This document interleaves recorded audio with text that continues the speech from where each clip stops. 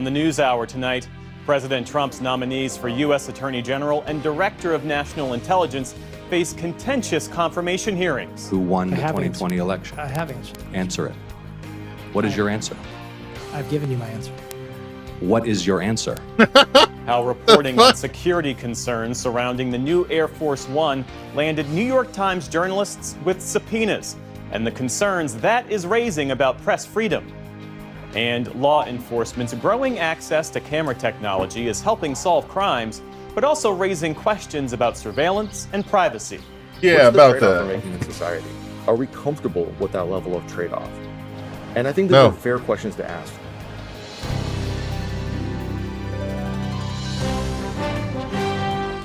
All right, skip. Welcome to the NewsHour. Acting Attorney General Todd Blanche appeared before the Senate Judiciary Committee today for more than 5 hours of testimony on his nomination to serve permanently in the role. As Justice correspondent Ali Rogan reports, Blanche faced pointed questions about his record as President Trump's personal lawyer, the fate of a proposed settlement fund for people who claim they were targeted by the Justice Department, and his handling of the Epstein files. The what? Never heard of him. Acting Attorney General Todd Blanche took tough questions from both sides of the aisle. I'm here today to earn your trust once more. On his 3-month record in the acting role. This isn't a confirmation hearing. This is more of a performance review. Up for review, a short-lived settlement of a suit President Trump brought against the IRS, in which people claiming politicized prosecutions could apply for part of a so-called anti-weaponization fund. Blanche has said the fund is dead, but has declined to put it in writing.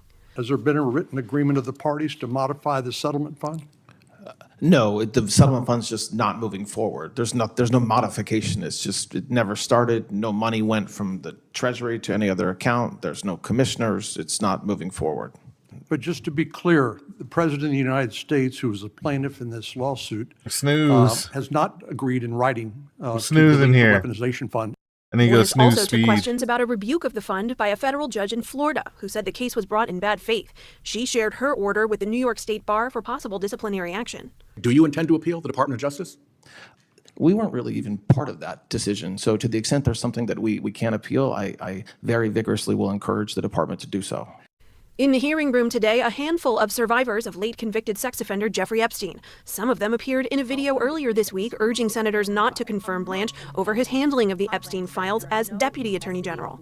Todd Blanche failed us. He failed victims everywhere. We deserve better. Those survivors criticized Blanche and the Department of Justice for redaction errors that revealed their personal information, which they say led to re-traumatization and fears for their safety.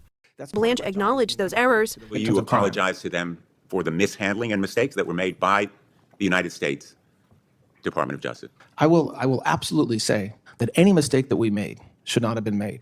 While praising the work of the attorneys who reviewed the files. Whenever we learned that any victim's name had been improperly not redacted, we immediately took the document down.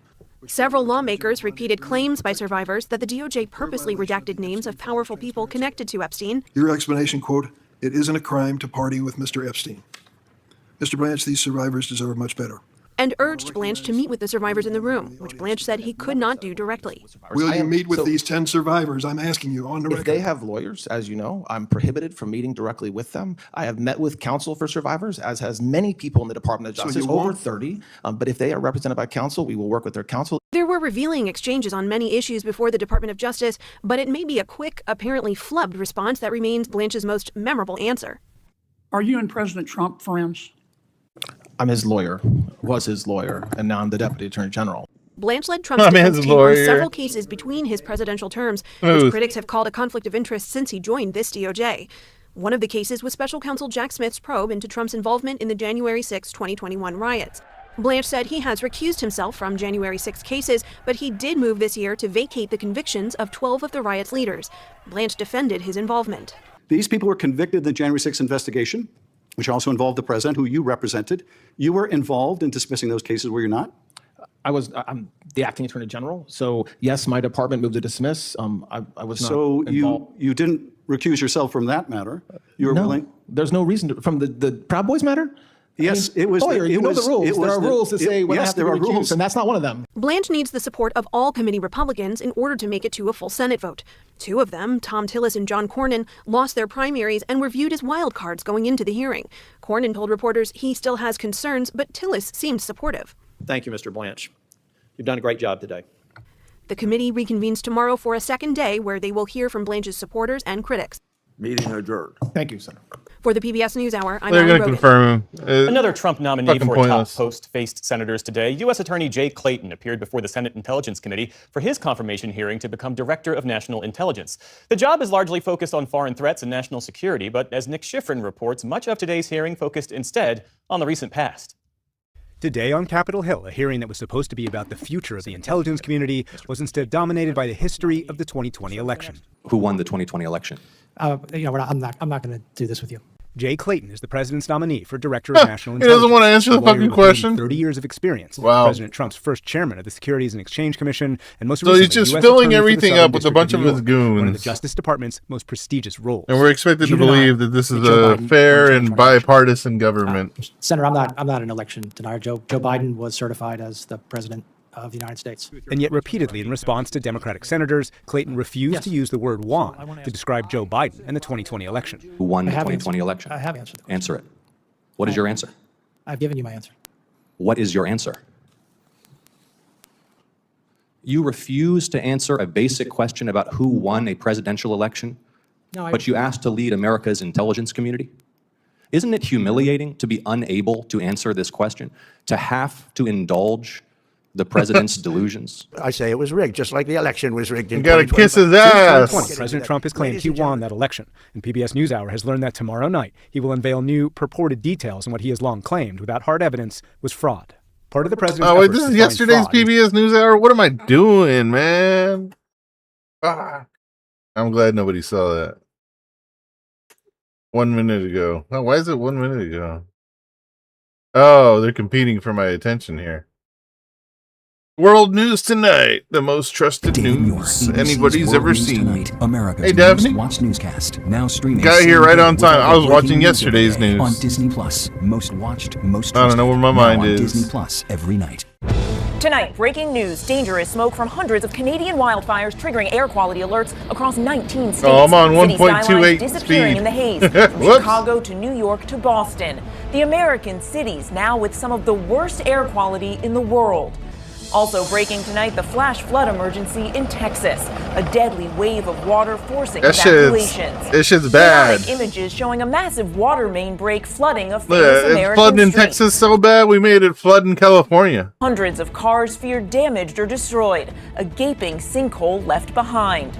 Late today, the NTSB releasing new details on that horrific helicopter crash here in New York, killing a CEO, his wife, and their 3 children. Could a bird strike have caused When the are y'all accident? flooding? Just tonight. Newsflash. as the white people say, newsflash, buddy. Most of Texas is at sea level. Didn't North America used to be like a shallow lake, pretty much? Like it was like a big section of North America. We do say that. Look here, pal. Yeah, I think most of North America used to be a shallow lake back in ye olden times, before humans, ran amok. News about the parasitic illness affecting thousands in multiple I don't like the grit of your crop, guy. states. Guy, What pal. we're now learning. Tonight, sources telling ABC News a White House teleprompter operator allegedly made $100,000 betting on President That's Trump's it. speeches. President Trump addressing the nation in prime time. After years That's of all he pushing got. false claims about the 2020 election, what he's now saying. Also tonight, He's 2 definitely not the deputies guy. are He's just recovering the- after he's being the shot fall in what guy. Authorities are calling an ambush. A small plane crashing into a pond. Witnesses rushing to the scene, trying to flip over the plane and save the pilot. And Jalen Brunson leading the Knicks to victory once again, this time at the ESPY Awards. Okay. From ABC News World Headquarters in New York. I missed that speech while doing a flyer passing for a protest. It was pretty much a nothing burger, really. I have a couple parts of it, but This is World News Tonight with It David Muir. it was like, hey, we're announcing we're doing a lot of distraction propaganda for our audience, so MAGA can stay busy instead of going back and thinking about even asking about the Epstein files. That's really all it was. Good evening. I'm Mary Bruce in for David. We begin tonight with breaking news and the dangerous smoke from more than 800 wildfires burning across Canada, now triggering air quality alerts in at least 19 states. That Chicago sucks. now topping the list of major cities with some of the I'll skip to this. Out of windows and into boats. Richard Shelton's 11-year-old daughter, Ava, woke him up at 2 a.m. The door broke open and more water came rushing in, and so we went. As much attention as they give this story about smoke, it should have lasted as long as it took me to become disinterested in it. Tonight, deadly walls of water inundating Rainbow. Texas Hill Country. Families rescued from attics in the dead of the night. Flood sirens sounding outside I thought San that's somebody Antonio. yelling. National Weather Service alerting the public that the large and deadly flood Yeah, this shit's wave nuts. was rising fast. They said this creek is usually just 20 feet wide. That's like 10 times the size of what it looks like right now. I don't know. On the Guadalupe It's my River. estimate. Search and rescue teams in Kerrville navigating chest-deep water and cars and trees, pulling families out of windows and into boats. Richard Shelton's 11-year-old daughter, Too far Ava, north woke to be him up affected at by 2 the a.m. smoke. The door broke open and more water came rushing in, and so we went to the attic. The water got all the way up to within a foot of the attic. I was scared the house was going to break apart, and I didn't know what would happen after that. Receding flood. Keep a hammer in your attic. Keep a hammer in your attic. If you live in a flood zone, you might have to break it apart. Waters revealing utter devastation. And in this Kerrville Keep a hammer neighborhood, the everywhere. I do power recommend that, yes. Keep a hammer in your car, in each room, in each pocket. floodwaters is just undeniable. It rammed this SUV up the tree and another car into the house. Not far from there, this RV park hit hard, but thankfully everyone evacuated before the flood. And Mary, authorities say the level of flooding that they're seeing this time around is even worse than those deadly floods that devastated camps here last year. This time, though, they were prepared, and so far, those campers are safe. Mary. And we are so thankful You mean for the that, camp Faith, where thank a bunch you. of And girls Justin, got here swept tonight, away? There's news that about was that terrible. parasitic illness sweeping across the U.S. Thousands of people now infected in multiple states. And late today, a Look at the liquid lettuce. potential source of the outbreak identified. So let's get right to ABC's Elizabeth Schulze. Elizabeth, what are you learning? Mary, a source familiar with this investigation tells ABC News that the outbreak of that severe stomach bug is linked to shredded iceberg lettuce that was served at Taco Bell locations in 5 states. Those states are Indiana, Kentucky. Like I said before, I thought this was just what Taco Bell does. I didn't know it was a specific, parasite linked to what Taco Bell usually does to everybody. Kentucky, Michigan, Ohio, and West Yeah, there's no way it's only Taco Bell. It's widespread. Also, they're not talking about how this got spread. Apparently, this only spreads from human feces making contact with the food. So, yeah, that tells you about the fields that they're being collected from. Virginia.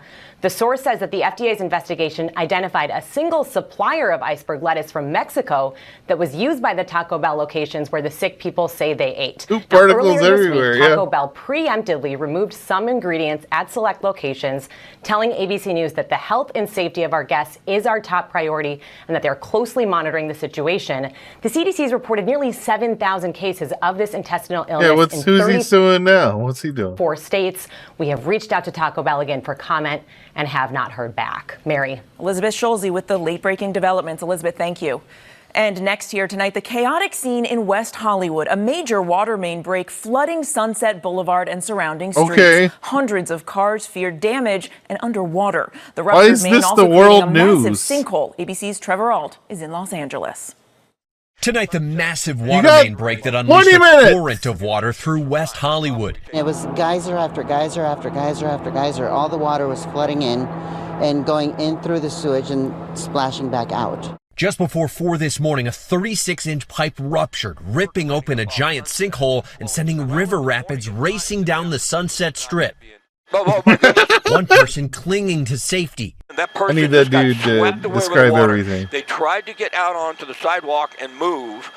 Dozens of city buses left swamped in this lot, and hundreds of cars feared damage or The destroyed. Giardia? We met Mike and Stacy, who woke up to their apartment garage flooded and Mike's new car underwater. I don't remember. Do you have any hope that it's salvageable, or are you just? I'm gonna Oh, guess hell no. How many cars would be in here? I think about 50. Oh, that's a lot. Yeah. And Mary, right Yeah, it's behind me here almost on like it's Sunset a Boulevard, parking you can see garage, that you jackass. enormous sinkhole, and officials say the pipe that burst is more than 100 years old. It could take quite some time now to clean up all this damage. Mary? It certainly could. Trevor, thank you. And wow, we move that's a on now lot. to the investigation into a horrific helicopter crash here in New York City. A CEO, his wife, and 3 young children killed. The rotor seen Oh, I think flying that's what got off before the CPS got called helicopter on him? plunged Okay. into the Hudson River. The NTSB now saying it was likely caused by a bird strike. Here's ABC's Perry Russum. Tonight, more than a year after that tourist helicopter crashed into the Oh, this is Hudson a year River off ago. New York City, killing all 6 people on board. Newly released NTSB documents show birds And likely so, brought like, down probably the chopper. somebody Video rich capturing died, the I chopper guess? breaking apart, Holy falling shit! from the sky. Investigators say large birds hit the main and back rotors, both separating from the chopper. The remains of several birds found lodged in the wreckage. It was a flock of geese that led to that miracle landing on the Hudson in 2009. The FAA has What? warned that bird strike. Bro, our fucking shit's getting blown up in the fucking Middle East, and you're talking about fucking birds from a year ago? Are you serious? Like the fucking the Navy's fucking base in Bahrain's fucking in pieces right now. Our bases in Jordan and Kuwait are getting fucking blown to smithereens, and I'm over here learning about a fucking what's Bahrain. Nothing to see here, I guess. Yeah, that's fine. Strikes, though less common for helicopters, can cause significant damage. Let me guess, there's some rich asshole on board. One bird, but it was a flock of birds, and there were multiple impacts on the helicopter, which ended up creating enough damage to bring the helicopter down. The pilot flying a family of 5 visiting from Spain, among them 3 children, ages 4, 8, and 10. Well, that sucks. Relatives of the family sued the charter company New York Helicopter Tours for negligence, alleging the company failed to perform required maintenance and an inspection on the chopper. So far, Yeah, once they lost the fucking blades, I would have been like, fuck. no response from the family on the NTSB's report today. Mary, that tour company has since shut down. They have not responded to our request for comment. Mary? Okay, Perry, thank you.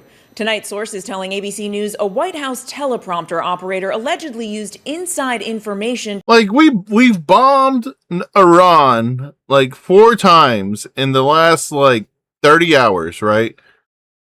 And then like in the last like 4 hours, I want to say, yeah, probably in the last 4 hours, they have repeatedly bombed the fuck out of the U.S. bases in Bahrain, in Jordan, and in Kuwait. Like, the next escalation is going to be for them to bomb Israel. And we're not even just gonna, yeah, the news is quiet about it. Yeah, we're up to an estimated $130 billion lost in this war.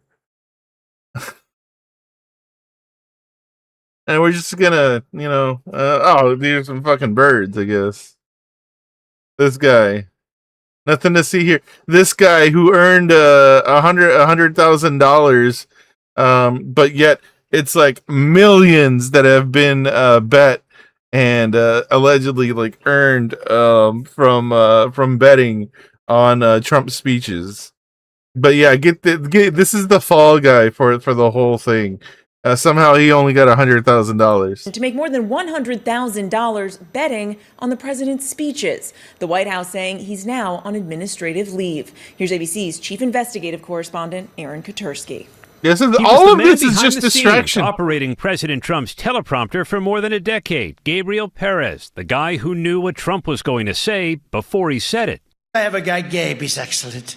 I've had some real bad ones, but I have Gabe. But tonight, sources tell ABC News Gabriel Perez used his inside knowledge to place bets and win more than $100,000 in the prediction market Kalshi. My fellow Americans, our nation is back. Sources tell us Perez bet on more than a dozen Trump speeches, including this year's State of the Union through Kalshi's mentions market, where users wager on whether certain words and phrases will be said.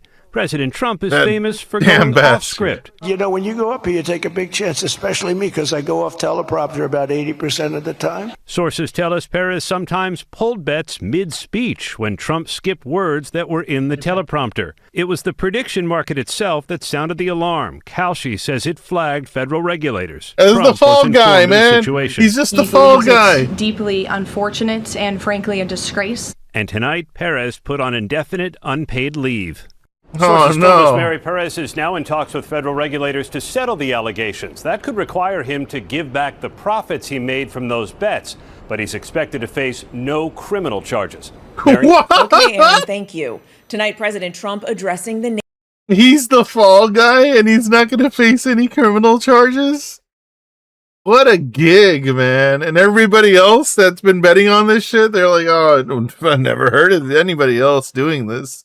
Just this one guy. Nation, after years of pushing false claims about the 2020 election, what he's now saying as voters prepare for the crucial midterm elections. Here's ABC's Rachel Scott. Ever since he lost the 2020 election, President Trump has been pushing unfounded claims of voter fraud. And tonight in primetime, he made the case for tighter election security, with the midterms just 4 months away. No country could be great without fair and honest elections. You have to trust your country, because if there can be no trust, there can be no we on PC now? All right, let's go. Greatness. And that's very simple. No trust, no greatness.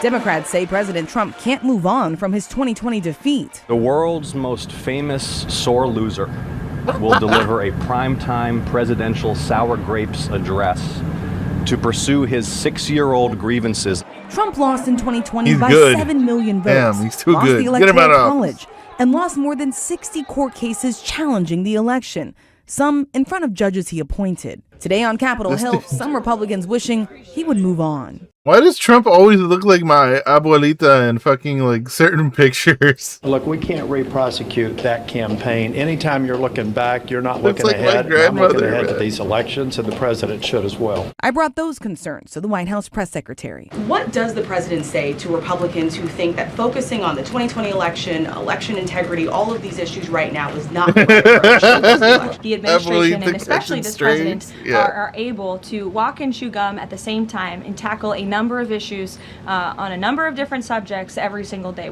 And we know the president is pushing Republicans on Capitol Hill to pass the Save America Act, his voter ID bill, which would require proof of citizenship to register to vote and also dramatically restrict mail-in voting. But right now, Mary just does not have the vote. You have to provide proof of citizen. Oh my God. A bunch of redundant shit. Got it. No, it does not, Rachel. Thank you. And tonight, President Trump's Attorney General nominee Todd Blanche facing a new challenge in his Senate confirmation battle. The acting AG meeting privately with Jeffrey Epstein survivors today. The meeting following an ultimatum from Republican Senator Tom Tillis. He said he's inclined to back Blanche, but wanted him to meet with survivors first. And when we come back, 2 Florida deputies airlifted to the hospital. Officials say they were ambushed by a suspect. The deadly crash into a pond, what bystanders tried to do to help. Here's the A stories grandmother that we trapped don't really character actor. To the index now, the FDA tonight approving a about new too drug much. to lower cholesterol. The daily pill called All right, Lefendra more pills, please. Don't exercise. Don't eat healthier. Just keep eating Oreos, because Oreos would not betray you. They would not give you the diarrhea parasite. Eat McDonald's. And then take a bunch of pills for everything else. is for people whose LDL cholesterol levels didn't improve enough with statins. Previous versions of this type of drug were only available as an injection. Drug maker Merck says the pill will be available in a few weeks. The American Just Heart make your kidneys and liver work harder. Association estimates that 1 in 4 adults have high LDL cholesterol. And new details Everybody's obese. tonight in the Even death the of skinny people are obese. actor Sam Neill. Neill's team saying the 78-year-old Jurassic Chips Ahoy will give you anthrax. Park star died of pneumonia. He had previously battled and beaten lymphoma. His family plans to hold a private memorial at a date to be determined. Neill died Monday at a hospital in Australia. And a passing tonight, actor Hal Williams, best known for his role as Officer Smith on the 70s sitcom Sanford and Son, has died. Williams also appeared in dozens of other TV shows, including Good Times and Hill Street Blues. Hal Williams was 91. And when we come back, the latest honors. Sam Neill, real pro-Palestine actor, they killed him. Knicks. Killed him on purpose. ABC. They take everything from us. Sports ball. Yeah, I that's fine. Yeah. Meanwhile, back to this. Satellite images show Iranian drones struck the roof of the Crown Plaza Hotel in Duqm, Oman. This was reportedly a targeted assassination. Outcome of the assassination remains unknown. As I've said before, U.S. military contractors and U.S. military that are stationed in the Middle East throughout the region, they stay in these hotels. This is actually some actual Israel shit that's going on here. As in, Iran is doing the Israel shit and doing targeted assassinations in apartment buildings and hotels. Everybody's getting their own personal 9/11, basically, of a drone, a Shahed drone, flying through the window directly into their bed. This is the type of shit that Israel does, like in Lebanon. They fly a drone over and shoot a missile into your bedroom, and then you die. And except they probably kill the entire family and kids. Yeah.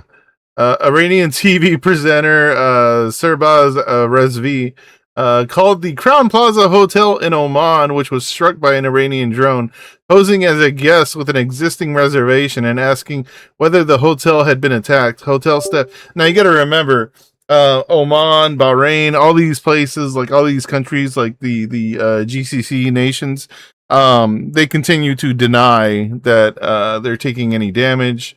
The U.S. military denies that any of our targets were hit. So what a better way to find out if this actually happened than to just call the hotel.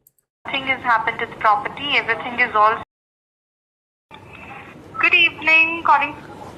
Good evening. Good evening. Is this Crown Plaza Duqm, Oman? Correct. You're calling to Crown Plaza Duqm. Please tell me. Excuse me, madam. I had already made a phone call and I had made an arrangement, a reservation for a room, and for 25th, 26th of this month. And just I heard about. Yeah, I wonder. I heard some news about some attacks at the hotel. Is that the case? I wonder whether make sure that my trip is gonna be safe or not. No, it's not like that. It's just a little bit of structural damage. Nothing has happened to the property. Everything's all fine. We have a good amount of guests staying right now also. The operations is all smooth. Don't worry, sir. You can come. So you mean the news was correct, but it's not that much big? Right now, the operations and everything is very smooth. You can come relaxedly and whatever you have booked. Can you just tell me under what name you made the reservation? Yeah, the room I booked was meant to have an open layout and no roof. Or you can give me the confirmation number. No, I made a phone call for reservation today earlier. Then I got the news about the situation there. So you mean to say that it's okay? There is no problem. Comfortable, completely. We all are here for you. Don't worry, sir. So I mean, what was the reason of the destruction? Is it hit by missile or something like that? Is it related to the unrest at the region or is something else? It was the gas leak. Very sorry, sir, but till yet Ministry not give any information to us as well. It's just about the structural damage which was happened. We also not having this authorized. You will be get our meth lab blew up. Rapid renovation. Information on news and everywhere. It's not something that some. That's rude. حالا تماس قطع شد، تلفن من تموم شد، اما این مسئولین خانومی که مسئول هتل بود تایید کرد که اون ساختمون دچار تخریب و ویرانی شده، اما گفت خیلی زیاد نیست، چیز خاصی هم نیست، شما میتونید بیاید. Yeah. It's Iran calling. They want to know if they got that their special delivery basket. The gift basket that they sent via Shahed drone. This is real content. Respect on that guy for doing this live. Yeah, that's crazy. We're totally winning this war, though. Everything's fine. Nothing to see here. Yeah. Oh, yeah. Trump's speech. Back to Trump's speech today. Hold on. Here he is. Here's the guy. Is that? Oh my God, I can't hear you. Photo, please. Photo, voter ID. All voters must provide proof of citizenship. Is that? Could I have your photo, please? Can I have your photo, please? Voter ID. All voters must provide proof of citizenship. Are you a citizen of our country, please? He sounds like he's falling asleep. Yeah, Georgia senators are still senators, yes.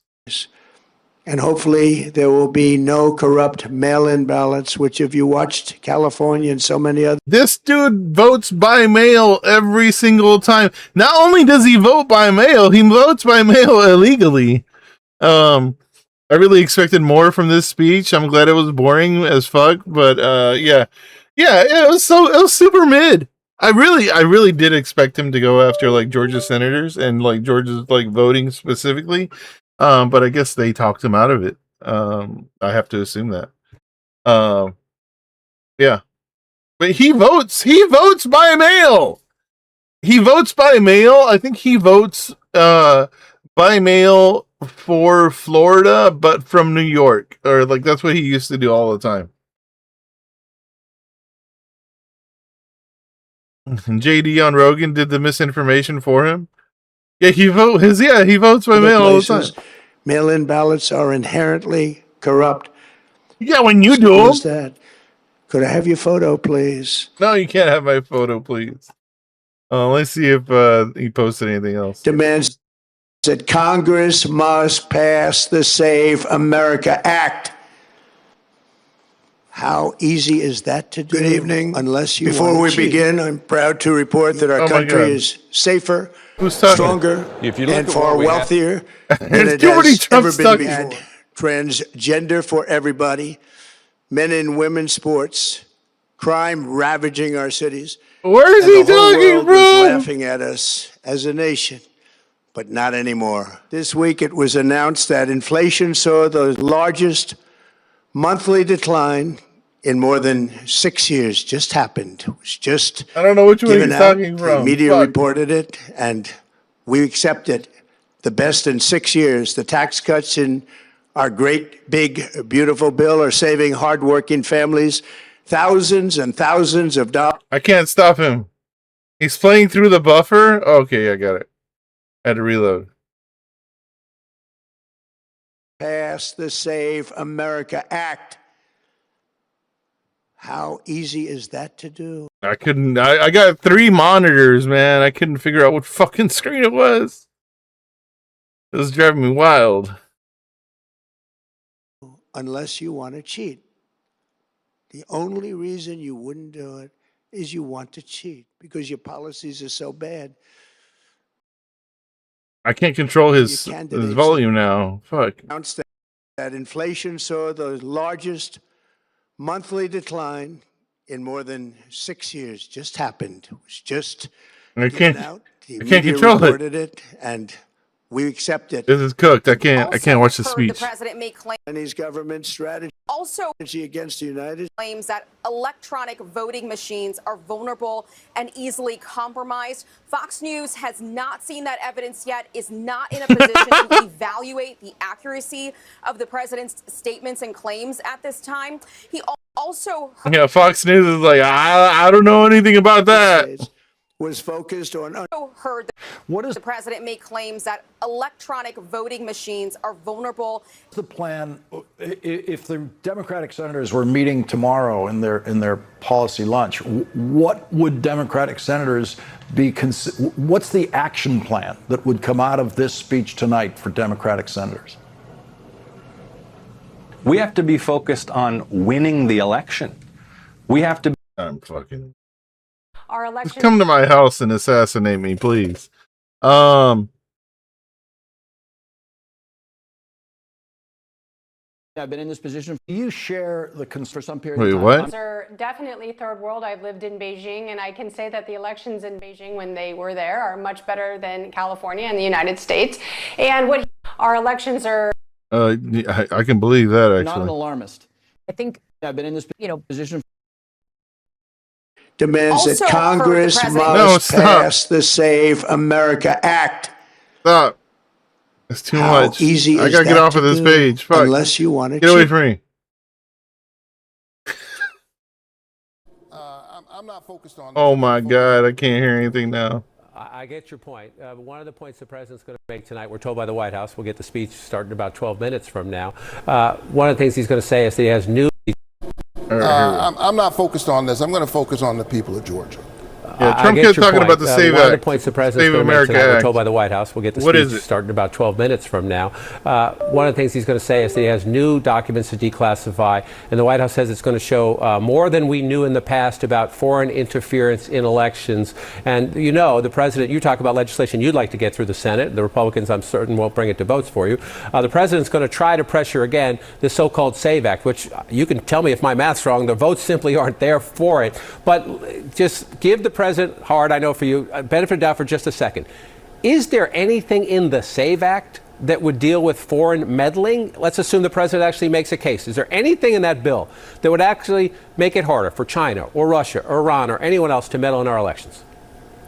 The SAVE Act is about saving Donald Trump's power. It is not about saving our democracy. It is a voter suppression bill, pure and simple. He doesn't want the people of Georgia to be able to show up and hold him accountable for his terrible time and the ways in which they're suffering under his economy. And it will disproportionately hurt married women. Basically, folks say, well, why don't you believe in voter ID? Yeah, I think that you should have to demonstrate that you are who you say you are when you go to vote. But they ought to rename this bill the driver's license, your driver's license is not good enough bill. Because literally you will not be able to register to vote unless you bring a passport, which most Americans do not have, or bring a birth certificate. And then if you are a married woman and your name is different on your marriage certificate than it is on your birth certificate, then you got another problem. And you got to overcome all of these barriers. Continued oppression of women in the United States. Just to register to vote. And if you are already registered, you move, you'll have to re-register and you'll have to go through all of these hoops. He is afraid of the coalition that elected John Ossoff and I in 2020. He knows that the people of Georgia see that his policies are not working. And so this is classic Donald Trump. Distraction, innuendo, no facts. The vice president checks out. That checks out very much. Where am I? Oh yeah, ICE prefers traffic stops. Hold on, getting there. Come back here. Come back here. Here. Hold on. I gotta move some stuff around. Oh, speaking of elections, sorry. Back to speaking of elections. Oh, it's not just some Democrat. No, this person is a demon in human skin, and they need to make sure he does not go anywhere. You talking about to Stephen the Miller? nation's capital, where he can actually do some real damage. Meanwhile, in Texas, Tallarico is getting his hands on whatever meat he can. He's still trying to convince us he's a carnivore, not a freak. He looks prepubescent. Yes. He looks like such a beta male. Because he's Telefrico. I got it. Yeah. He's Telefreaky. He was Beta O'Rourke was his big brother in the after school program. These people cannot they're still in like high school like mentality. Like what the fuck? Yeah, they have the worst insults ever. Like you have to have like a fucking like IQ of like 10. They'll say, but he's a seminarian. How dare you not? He put the semen in seminarian. James Tallarico is a guy who could be played by Elliot Page in a new Christopher Nolan movie or that's a pretty Subaru good, ad. I can't call him a man. Who knows what gender he is? But they're not going to elect an individual, an entity who has said the thing that he loves most in the whole world. This guy is jealous because he looks like a fucking eraser. This guy looks like a fucking pencil eraser. He ain't got no hair, man. Like, he's just jealous Tallarico has hair. Are trans children. He's a weird, strange, bizarre, totally projecting much unelectable human who is never, ever going to be the senator from the great state of Texas. That's the worst he has. He's a human. To get men to vote Democrat, let's pretend we're interested in what they're interested in. And well, we're so dumb. This is his regular voice, by the way. It's like, duh, me like sport, throw ball, me vote for gay elf. You know? Yes, a gay vegan is definitely going to win in Texas. The man is married. Not gay and not vegan, for the record. Yeah. Well, first of all, I think it is very bold. One could even say brave, courageous, that the Democratic Party would choose Texas, of all places, to nominate their first transgender Senate candidate, who's clearly transitioning into a female. You know, when Tallarico goes in for a blood test, when he gets a physical, blood doesn't come out. Instead, soy milk comes out. Fucking get it because he's a soy boy. Yeah, they're so transphobic. It's insane. Speaking of transitioning, what if we transitioned our men into men? Because you know they're so low testosterone. We're tired of this low testosterone military, U.S. military that we have. I'm authorizing a new screening program for testosterone deficiency for our service members, ensuring you have the right testosterone levels to operate at your absolute best. At the Department of War, we have the most elite warriors on the face of He wants to test my T. I think he wants to test my P. You know, if you know what I'm saying. Most elite warriors on the face of the earth. Every single day, you are pushed to your absolute physical and mental limits to master the profession of arms. Cis men, show me your testosterone levels. They're going to be severely disappointed when they find out. That's going to be like a fucking like mind shock to a lot of guys. They're going to be like, oh, fuck. Like, what's wrong with me? But while we invest heavily in our weapon systems, platforms, and gear, our most decisive advantage will always be the individual warfighter. We have a sacred duty to maintain that eugenics. I'm calling this for what it is. That is true. That's a very good point, actually. Yeah, this is like some, you know, insane, 300 type of shit, right? Yeah, like they only want the strongest of the strongest representing the United States military. Like, bitch, we just fly a drone. What the fuck what do you mean? We fly a drone that's controlled by AI. I don't think like the idea of like the strongman military guy is retired. There's no hand-to-hand combat really happening anywhere. It's either shooting or drones. You're not taking a knife to anybody. If that does happen, then it was multiple failures along the road to get there. High T soldiers only in the USA. Why does his face look like that, though? Yeah, I think he looks like he's taking HGH to me. Which is why we must constantly look for new ways to optimize your performance, your resilience. Also, he probably has Botox. I mean, he has to have Botox and filler, yeah. Yeah, definitely. Especially since he was on TV, right? Like he used to be like the weekend host on Fox News. Like this dude had more makeup on than fucking like 80s hair metal bands. Like it's and he's insecure. Long-term health.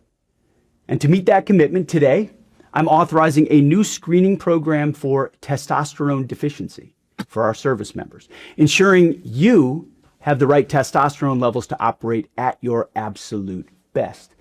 Under the supervision of our world-class medical professionals, warfighters age 30 and older are going to be tested annually as part of their periodic health assessment. It's a health assessment that happens every year. We're just adding this test. Those under 30 can voluntarily choose to get the test as well. If treatment is recommended, it's entirely your choice to receive testosterone replacement therapy. You have to. There's too many requirements, man. Just give it to me. To get the test as well. If treatment is recommended, it's entirely your choice to receive testosterone replacement therapy. So we're getting HRT. Pete, they said trans the Strait of Hormuz, not trans the straits. Not the cis people. What are we doing? We're doing gender reaffirming care. I'm transing the heteros or transing the straights. The fact that they do HRT for soldiers, but HRT for trans is bad is just fucking stupid. Yeah.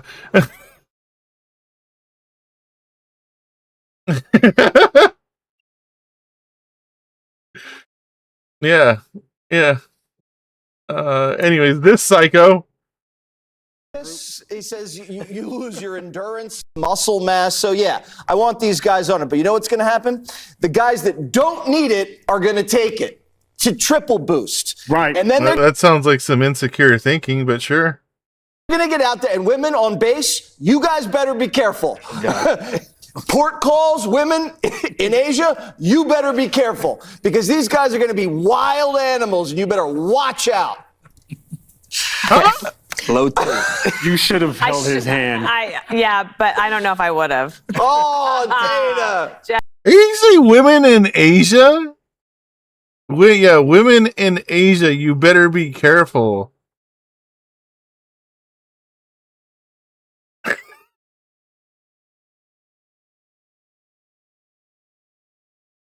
I'm sorry. Did he just he did, right? I mean, can't believe he said, we know who we're talking about, right?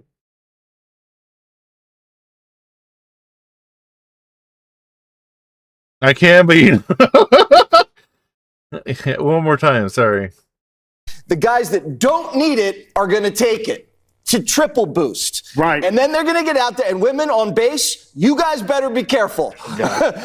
Port calls, women in Asia, you better be careful. Because these guys are going to be wild animals, and you better watch out. Okay. LowT. You should have held his hand. Yeah, but I don't know if I would have. Oh!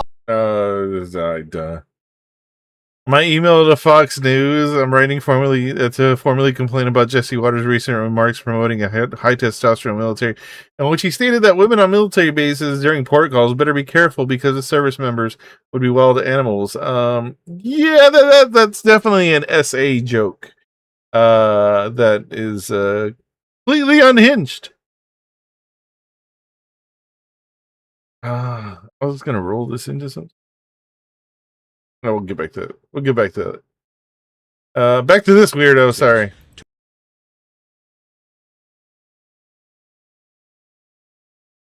Yeah, what else is this guy up to?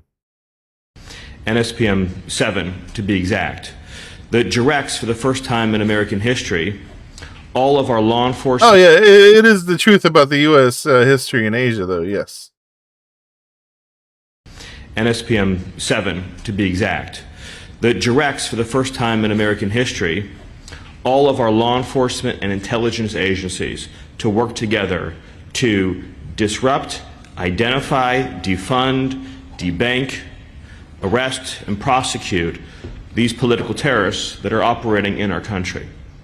It's very important to understand that left-wing political terrorism seeks as its ultimate end the overthrow of our system and form of government.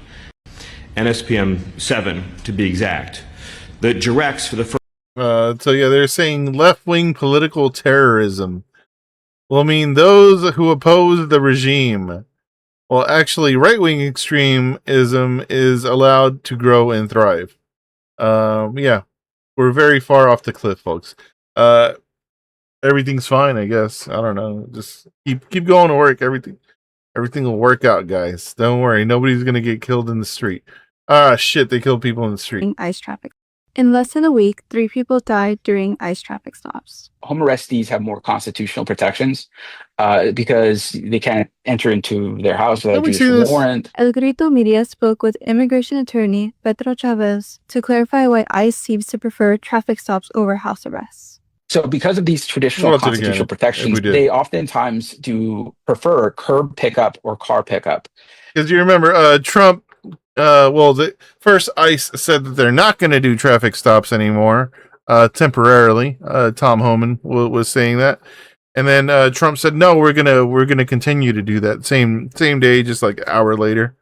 So yeah, this is why they prefer to do traffic stops rather than going and invading your home and breaking down the door and whatnot. And what that means is that they show up early in the morning and they wait for you to exit the house. We also came across a reel where you mentioned officer-created jeopardy. What does this mean exactly, and how is this relevant to what's happening with ICE now? An officer is not allowed to create the circumstances that would lead to him using deadly force. The procedures ICE agents follow stem from the Supreme Court case Graham v. Connor, which established a reasonable officer standard on what a reasonable officer would have done in a given situation. It's a violation of the reasonable officer standard to not exhaust safer remedies prior to going to the most dangerous remedy, which is a traffic enforcement stop. We reached out to ICE for comment on whether traffic stops are following the standard, and the agency did not answer our question.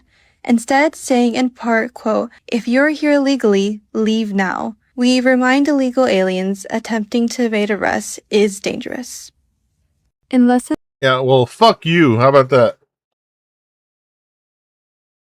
Eat shit, ICE.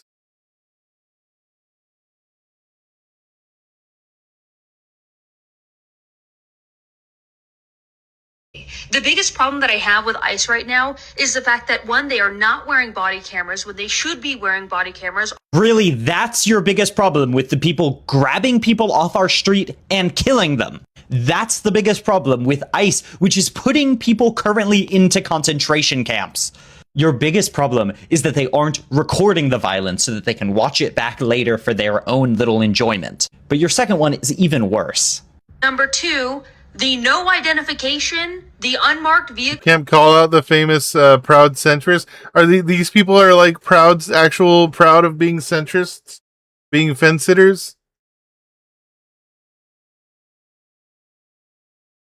They have no reason to believe ICE would be after, so of course they would run away.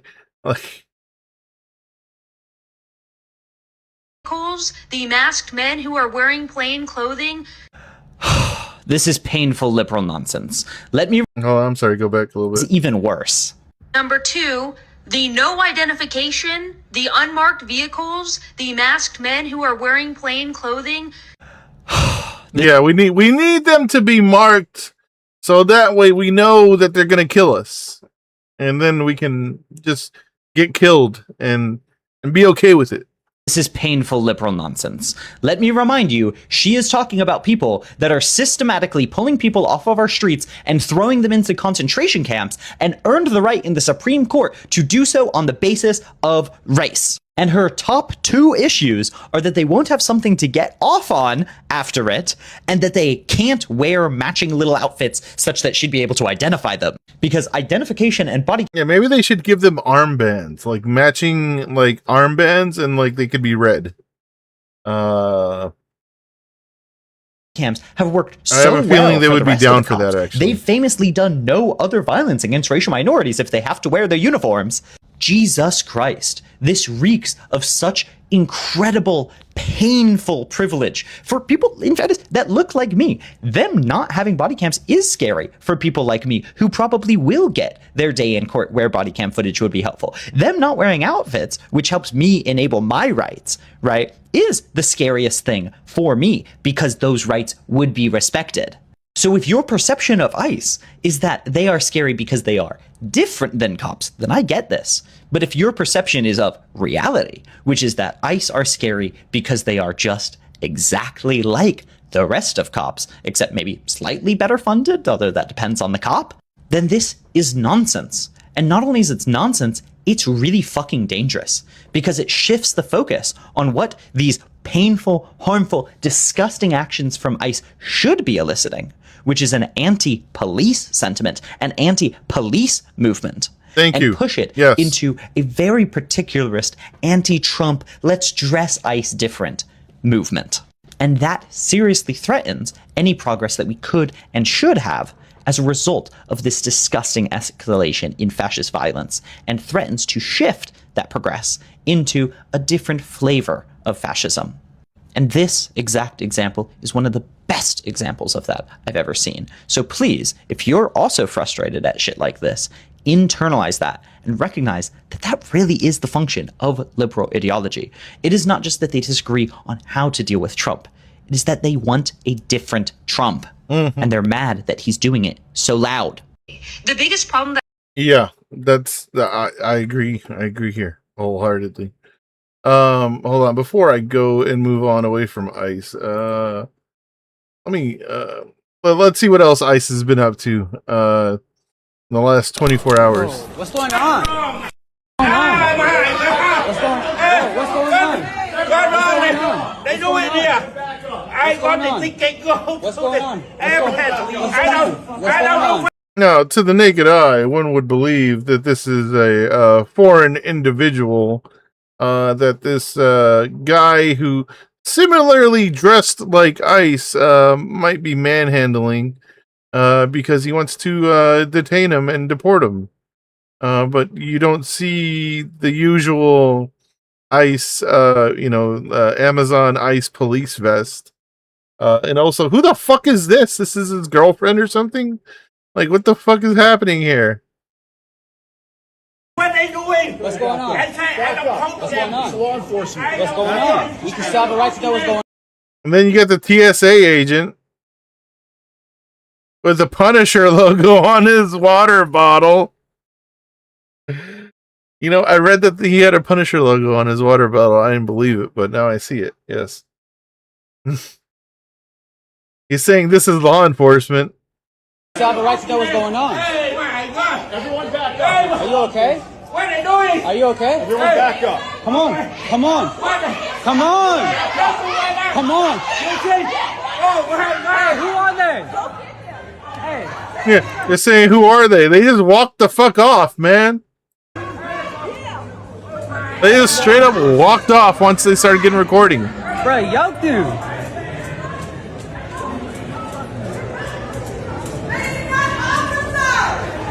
They got the recording going, and these people were like, nah, I'm out of here.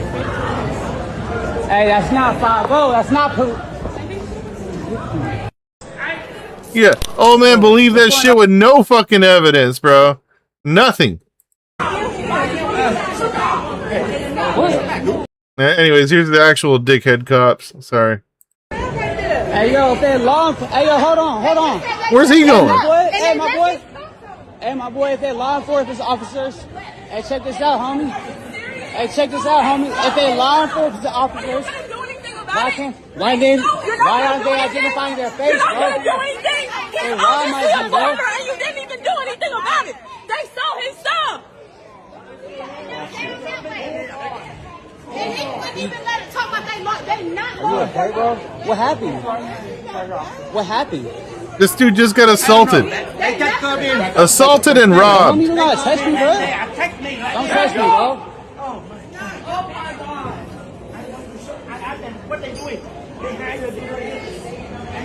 They put handcuffs on him. They put it. Anybody can have handcuffs. You can buy handcuffs off of fucking Amazon, like right now.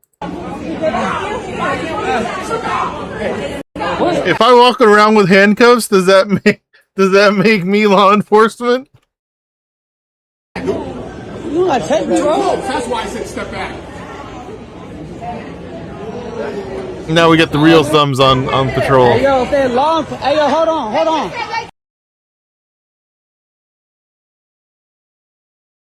Oh, this is a slow motion of the first video, I think. He pulls up his hood as soon as he knows that he's being recorded.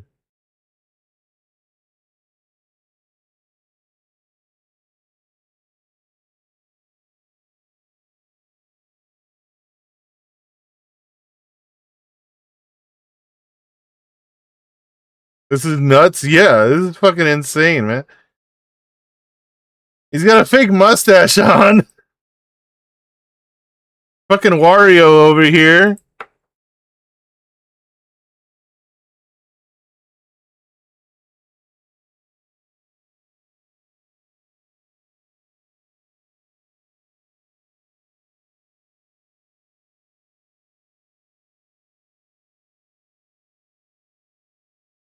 But this appears to be, to me, is a impersonation of police in order to rob somebody.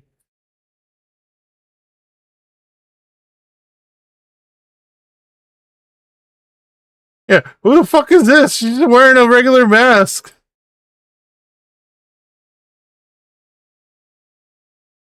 Yeah, but I mean, that's what ICE is doing. And then kidnapping fucking Abuelita off the fucking gas station. This is yesterday. A story that slipped by because it didn't come out until like the afternoon.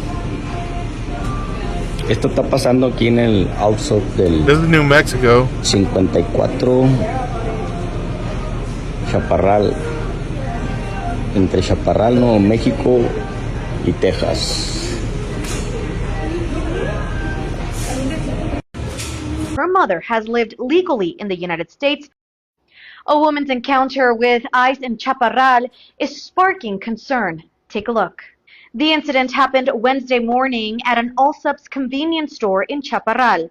Video posted by FitFam to Instagram indicates that the woman went into the store asking for help after she believed she was being followed by ICE agents. A short time later, Immigration and Customs Enforcement and Removal Operation agents can be seen speaking with her. A person in the Instagram's comments who identified themselves as a woman's daughter claimed her mother has lived legally in the United States for more than 35 years and had stopped for gas while on her way to a chemotherapy appointment. That person also claimed agents asked for proof of the appointment, and according to the family, the woman's doctor immediately provided the documentation and agents were reviewing the information. KTSM has not independently verified these claims. This incident comes as ICE's use of vehicle stops continues to draw national attention. Earlier this week, reports said the agency had temporarily paused most vehicle stops following two fatal officer. I don't know if you heard that, but the person's mother was on her way to chemotherapy involved shootings. when they But on detained Wednesday, her. President Donald Trump said Immigration and Customs Enforcement officers should continue making vehicle stops despite those recent shootings. KTSM reached out to the Department of Homeland Security to clarify what this encounter was and to shed more light on their guidance on vehicle stops. We have yet to receive an answer. To keep updated with the story, make sure you're following KTSM.com.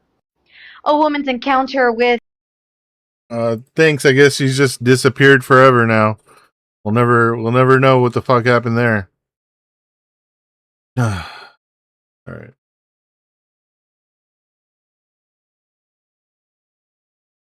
Yeah. Well, a lot of money, and that is a huge part of this. More fascism going on in other parts of the world as well. I don't know why more people are not talking about this, but this should be going viral everywhere. This is Fergie Chambers, and he is the multi-million-dollar heir to a lot of money. And that is a huge part of this story because recently he sold about $250 million worth of his family's stock so that he could fund humanitarian projects in Gaza. He has single-handedly spent hundreds and thousands of dollars over the course of the past year on different humanitarian projects in Gaza. Well, the government of Spain just arrested him, terrorism charges of funding Hamas. And now the Spanish government is heavily contemplating on listening to the US, extraditing him to America so that he faces up to 30 years in prison over terrorism charges for funding Hamas. Donald Trump is a bully. So let's say if Spain says, okay, we're going to stand in solidarity and we're not going to extradite him. Didn't Spain recognize Palestine? Yeah. Again, symbolic gestures, right? We continue to see symbolic gestures that have no actual meaning behind them. Throughout our lifetimes. Pelosi voted against funding Israel yesterday. Wow.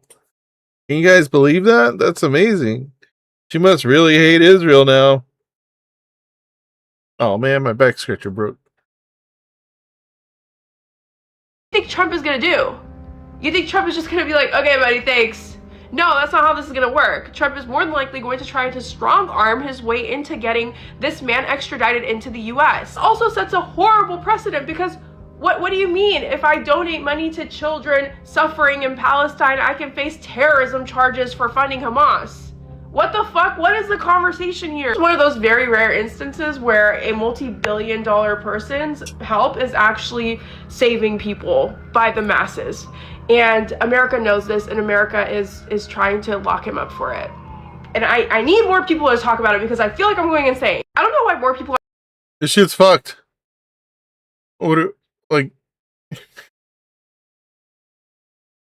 Even those that do want to help can't help. And when they do help, they also, get the book thrown at them. Sometimes it feels like we're in a hopeless situation. I had something else. I don't know where it was. Where did I put it? Hey, that's me.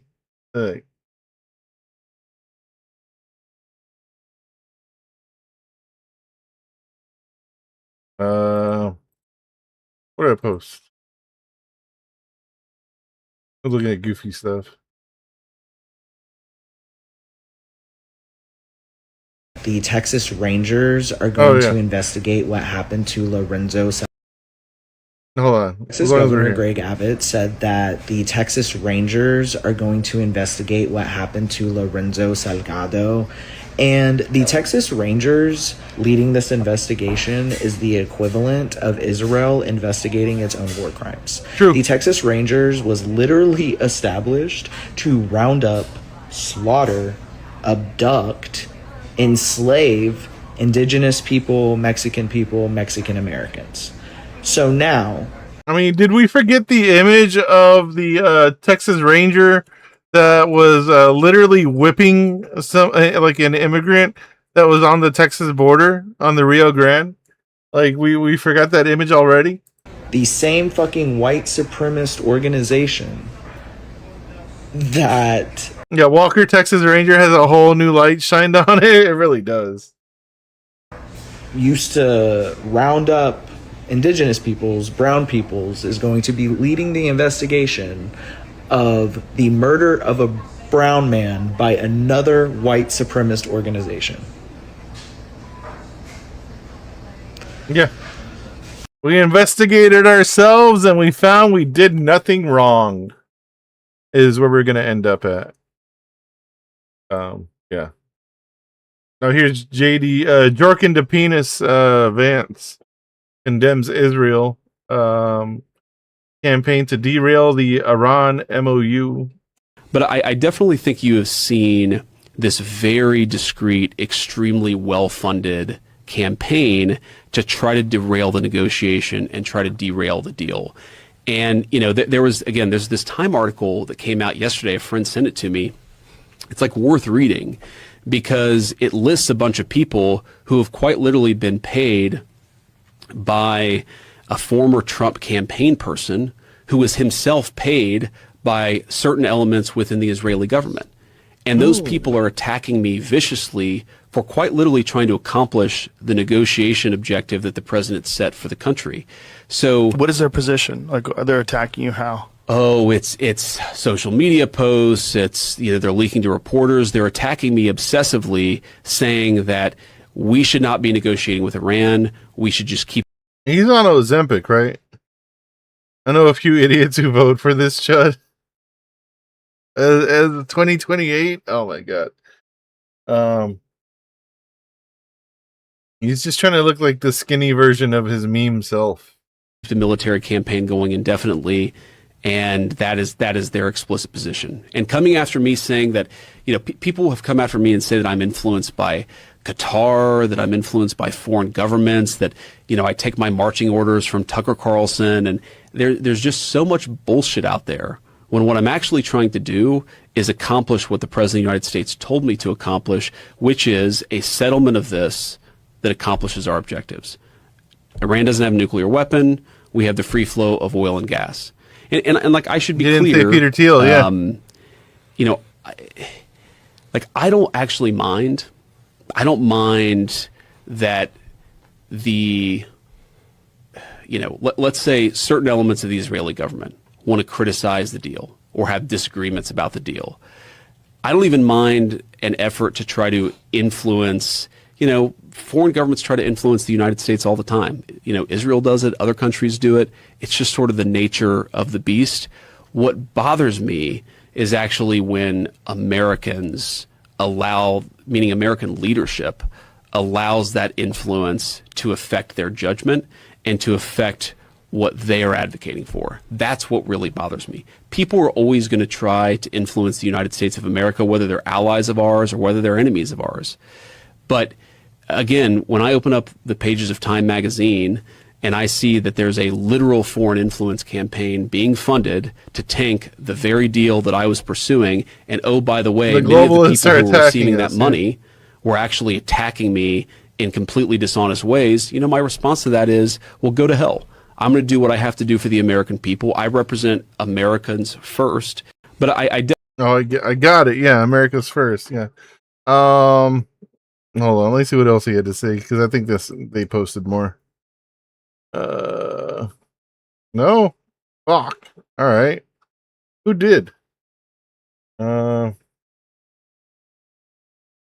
else did. I think it was a Middle East guy.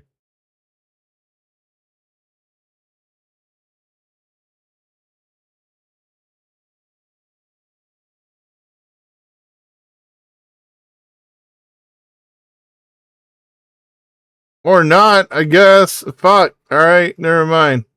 We're not going to find it. Yeah, meanwhile, what is Israel up to?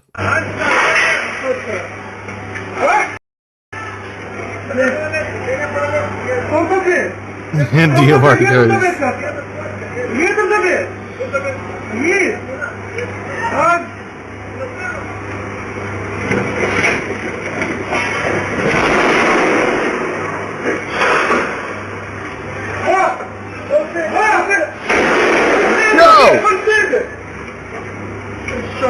He didn't kill him, he just shot directly at him. What the fuck?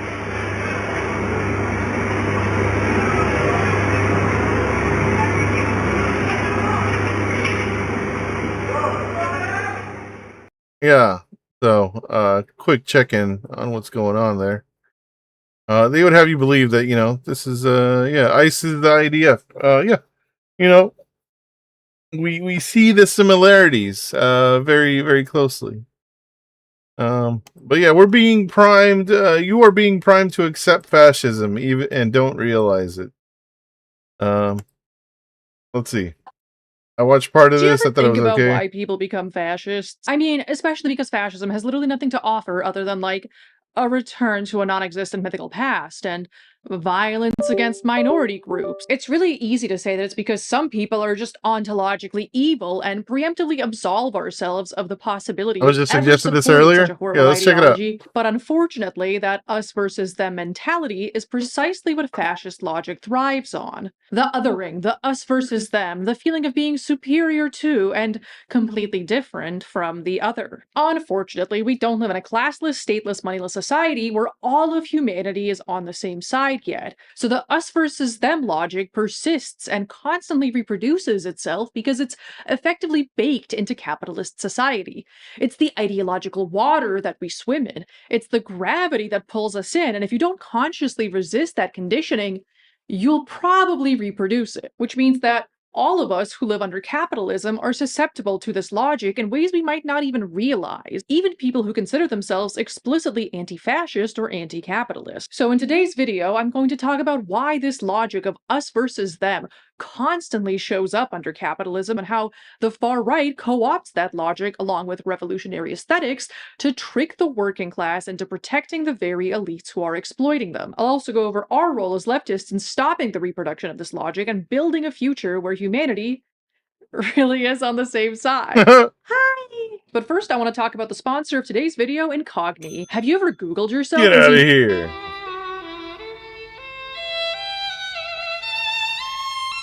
Before we dive into the way that this us versus them logic constantly reproduces itself under capitalism, we have to talk about the concept of base and superstructure. Many of us live under a capitalist mode of production where private individuals own the means of production. That's the stuff that you need to do labor. This system functions off of a profit motive, the drive to maximize profits no matter the human or environmental costs. Only a minority of the population actually own means of production, while the majority of the population have to work for these owners for a wage. Plus just about everything like housing, food, water, electricity, and healthcare if you're in the US is commodified. So you really need to make money to afford all that stuff. The capitalist economic base gives rise to an ideological superstructure. I mean, and to afford all that stuff is to live. So you have to make money to live in the United States. You don't just get to live for free. Each other in a cyclical manner. Again, the base being who owns the stuff needed to perform labor and what that stuff is, and the And if you don't want to work, and if you want to just be homeless, or if you want to, not pay for your goods and your living means, well then you go to prison, and then they force you to work. If you want to do that, then they'll probably put you in solitary and you die. Superstructure being ideology, culture, social norms, media, pretty much everything you interface with in your daily life. This means that the economic base has a direct impact on what sort of culture, values, media, etc. a society produces. So under capitalism, where private individuals aim to maximize profits and essentially get to determine how society functions, while the working class does all the work but has zero control over how society runs, we are inundated with conditioning that aims to make us believe that this state is natural, that the maximization of profits is good, that the people who run society deserve their position. Capitalism creates a superstructure that revolves mostly around normalizing capitalism. This is only logical. Obviously, a system would seek to reinforce itself. And you know what else capitalism generates? Oppression based on class, with the proletariat being oppressed and exploited by the bourgeoisie, obviously, but also along other dimensions like gender, race, sexual orientation. Yeah, government, we need to profit off of your sweat equity. Because if you can split people up one way or another, that's the way the system's rigged. Yes. On non-class categories, they're way less likely to pay attention to the primary contradiction between the ruling class and the working class, and the class oppression that influences their daily life. If you get white people to believe that they're the best and deserve to have it better than everyone else, they'll do the most to try to maintain their privilege and ensure that true equality isn't reached unless they actively work to undo that conditioning. Like how the US doesn't have universal healthcare in large part because racist whites didn't want black people to have access to the same healthcare that they did. Because apparently a lot of white people would rather be at the top of the racist hierarchy and be racist than form a working class coalition to fight for universal social benefits. That is where Similarly, we if you are, tell yes. men that they're the best and the pinnacle of logic and that women are crazy and emotional, men will do the most to try to maintain their privilege and ensure that true equality isn't reached, unless they actively work to undo that conditioning. In Caliban and the Witch, Sylvia Federici writes that during the period of primitive accumulation in the transition to capitalism, the ruling class decriminalized violence against proletarian women as a pressure release valve for potentially rebellious men who might otherwise fight against the status quo. And of course, to disrupt solidarity between men and women who prior to that point often worked together to collectively organize against their feudal lords. Splitting people up among lines other than class is really convenient for the ruling class. Creating an enemy other is really handy if you need the working class to support your imperialist war, or if you want to divide and distract the working class so they fight each other instead of the capitalist system. So this logic of us and them is clearly keep us very busy. easy to exploit and kind of hard to do away with entirely, because under capitalism, there is a real us versus them. Class struggle, proletariat and bourgeoisie, working class and ruling class. There is a real societal division. The class struggle? You mean the class jihad? Not a moral or identity-based one, but a It's the same word. structural one based on who owns the means of production. But we can't just put new people in charge and expect the system to improve, because the problem is the system itself. And the system... It's almost like capitalists figured out what Islam was, and they're like, this shit lines up too well with other things that we hate. We must demonize it. Generates these outcomes over and over again. So yeah, there is an us and a them, but they're not necessarily the problem. The system that splits us into an us and them is. And we need a system that works towards ending that split, so we can work towards a classless society, right? Fascism exploits this logic and redirects the discontent that this real division generates by scapegoating a vulnerable minority group to propagate this ideology. So instead of people being like, wow, this class struggle sure is making me want to fulfill the historic mission of the working class, they'll be like, if I support the eradication of a particular group of people that I think are bad, but under a dubious catchphrase like parental rights or keeping boys out of girls' sports, I'll finally have the stability I crave and my life will be so much better, which is obviously not how anything works. You do not improve society by committing violence against vulnerable minority groups and otherwise maintaining the current system. You have to change the system and put the working class in charge to build a society that actually benefits the working class in the long term, and to work towards ending class society in general. This is also why we talked about right-wing populism and left-wing populism yesterday, I think. Emma Vigeland was talking about it, and it's something that they've talked about several times on the Majority Report. But yeah, right-wing populism, again, gives you somebody to demonize and has you believe that the lives of the worker will improve once the people that you have demonized have been eliminated. Now, by eliminated, one way or another, either by deporting or sending them to concentration camps and murdering them. Or just murdering them in the streets, I guess.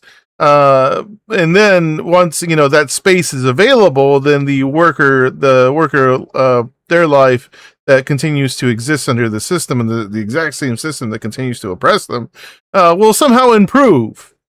And they will not be the one that replaces that minority. No, they will have a much better life instead. That's the way right-wing populism works, right? Give you somebody to demonize, have you believe that your life will be better once that person or once those people are eliminated.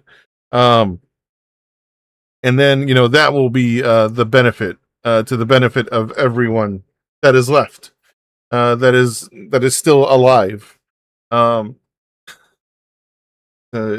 It's a dumb idea, because eventually the gun gets turned on you.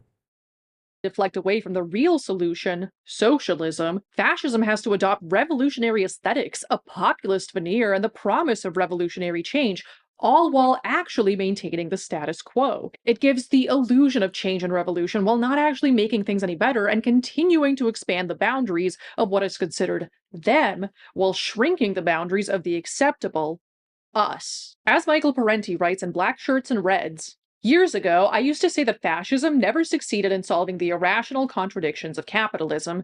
Today, I am of the opinion that it did accomplish that goal, but only for the capitalists, not for the populace. Fascism never intended to offer a social solution that would serve the general populace, only a reactionary one, forcing all the burdens and losses onto the working public. Divested of its ideological and organizational paraphernalia, fascism is nothing more than a final solution to the class struggle, the totalistic submergence and exploitation of democratic forces for the benefit and profit of higher financial circles. Fascism is a false revolution. It cultivates the appearance of popular politics and a revolutionary aura without offering a genuine revolutionary class content. It propagates a new order while preserving the same old moneyed interests. As the contradictions of capitalism sharpen, right-wing conspiracist thinking and fascism have clearly increased throughout a lot of the world. It really doesn't help that capitalism will gladly use fascism to maintain the status quo, or that right-wingers have way more funding behind them than leftists that aren't censored as heavily on social media platforms. You know, they're in cahoots with the ruling class and we're not. It also doesn't help that fascism is just colonial violence coming home to roost, and that in the case of settler colonial states like the US and Israel, colonial violence is how the country came into existence in the first place. Like, of course, a country built off of normalizing violence against an undesirable other would continuously normalize violence against an undesirable other. And in addition to all of that, the way that fascists exploit this persistent us versus them logic plays a huge part. I mean, like, just talking about, like, you know, the people that they need to continue to exploit. It's always going to be another group. It's always going to be like it's the poem, right? First they came for the communists, and then, like, once they got rid of the communists, like they just go down the line. It continues going down the line because they can't stop and look at themselves. They have to continue demonizing somebody else for the project to continue. And in the United States, this is not the first time. ICE is not the first iteration of the United States trying to expel Mexicans and Hispanics in general. This is probably like the third major time that the United States has tried to do this. I would guess that just about most working class people intuitively millions know of that people have have been deported before. too little power in society compared to some group of people that's actually running things behind the scenes, because that's pretty much true. There's even studies showing that economic elites and business interests have more of a sway in U.S. policy than regular people who have pretty much no influence. And, like, yeah, duh, that's what happens in a dictatorship of the bourgeoisie. That's literally the logic of capitalism. This is what the— I mean, not to mention that they used to make Mexicans take gasoline baths before they crossed the border. That this is where they got the idea for fucking gas chambers. This is where the Nazis got the idea for gas chambers. Everything that the United States has done to like the Mexican population, or to its own enslaved population, or to just minorities in general in the United States, the Nazis were like, "Oh, these are great ideas. Let's use this shit." Like, yeah, how can we slightly improve what the Americans were doing to their own population? Capitalist system would output every time, regardless of which individuals were actually in charge. That's why it's the system that's the problem. Obviously, if you're going to distract someone from that real structural us versus them division, class struggle, by scapegoating minorities, you can't really do that with logic and facts. You can't present data or studies that demonstrate that oppressing a group of people is going to yield better material conditions for people, because that's not how anything works. Unfortunately, in many cases, feelings don't care about your facts. When people are in a heightened emotional state, they tend to become more susceptible to misinformation and to buying into this us versus them logic, where the evil other must be done away with for their life to improve. This is why emotionally charged conspiracist thinking, like being an anti-vaxxer, leads people towards fascism. It's also why Zionist propaganda is so emotionally charged, and why the US keeps doing the most to try to get its citizens to hate China and Iran and Russia and Cuba and Venezuela and the DPRK, and you get the point. Because, well, the existence of an evil other that disrupts working class solidarity, and especially international working class solidarity, is really convenient for the ruling class. Many working class people— I mean, when you demonize like Russia and China, not only do you give yourself the opportunity to literally demonize the people and the existence of these countries. But also anybody that speaks of these countries favorably, or anybody that presents information that is from those countries, those people are also demonized. So it's still a division within the United States of people that say, "Oh, China seems nice. I'd like to go there." And then so somebody that's get their head full of propaganda, sees that, hears that, and says that person's evil.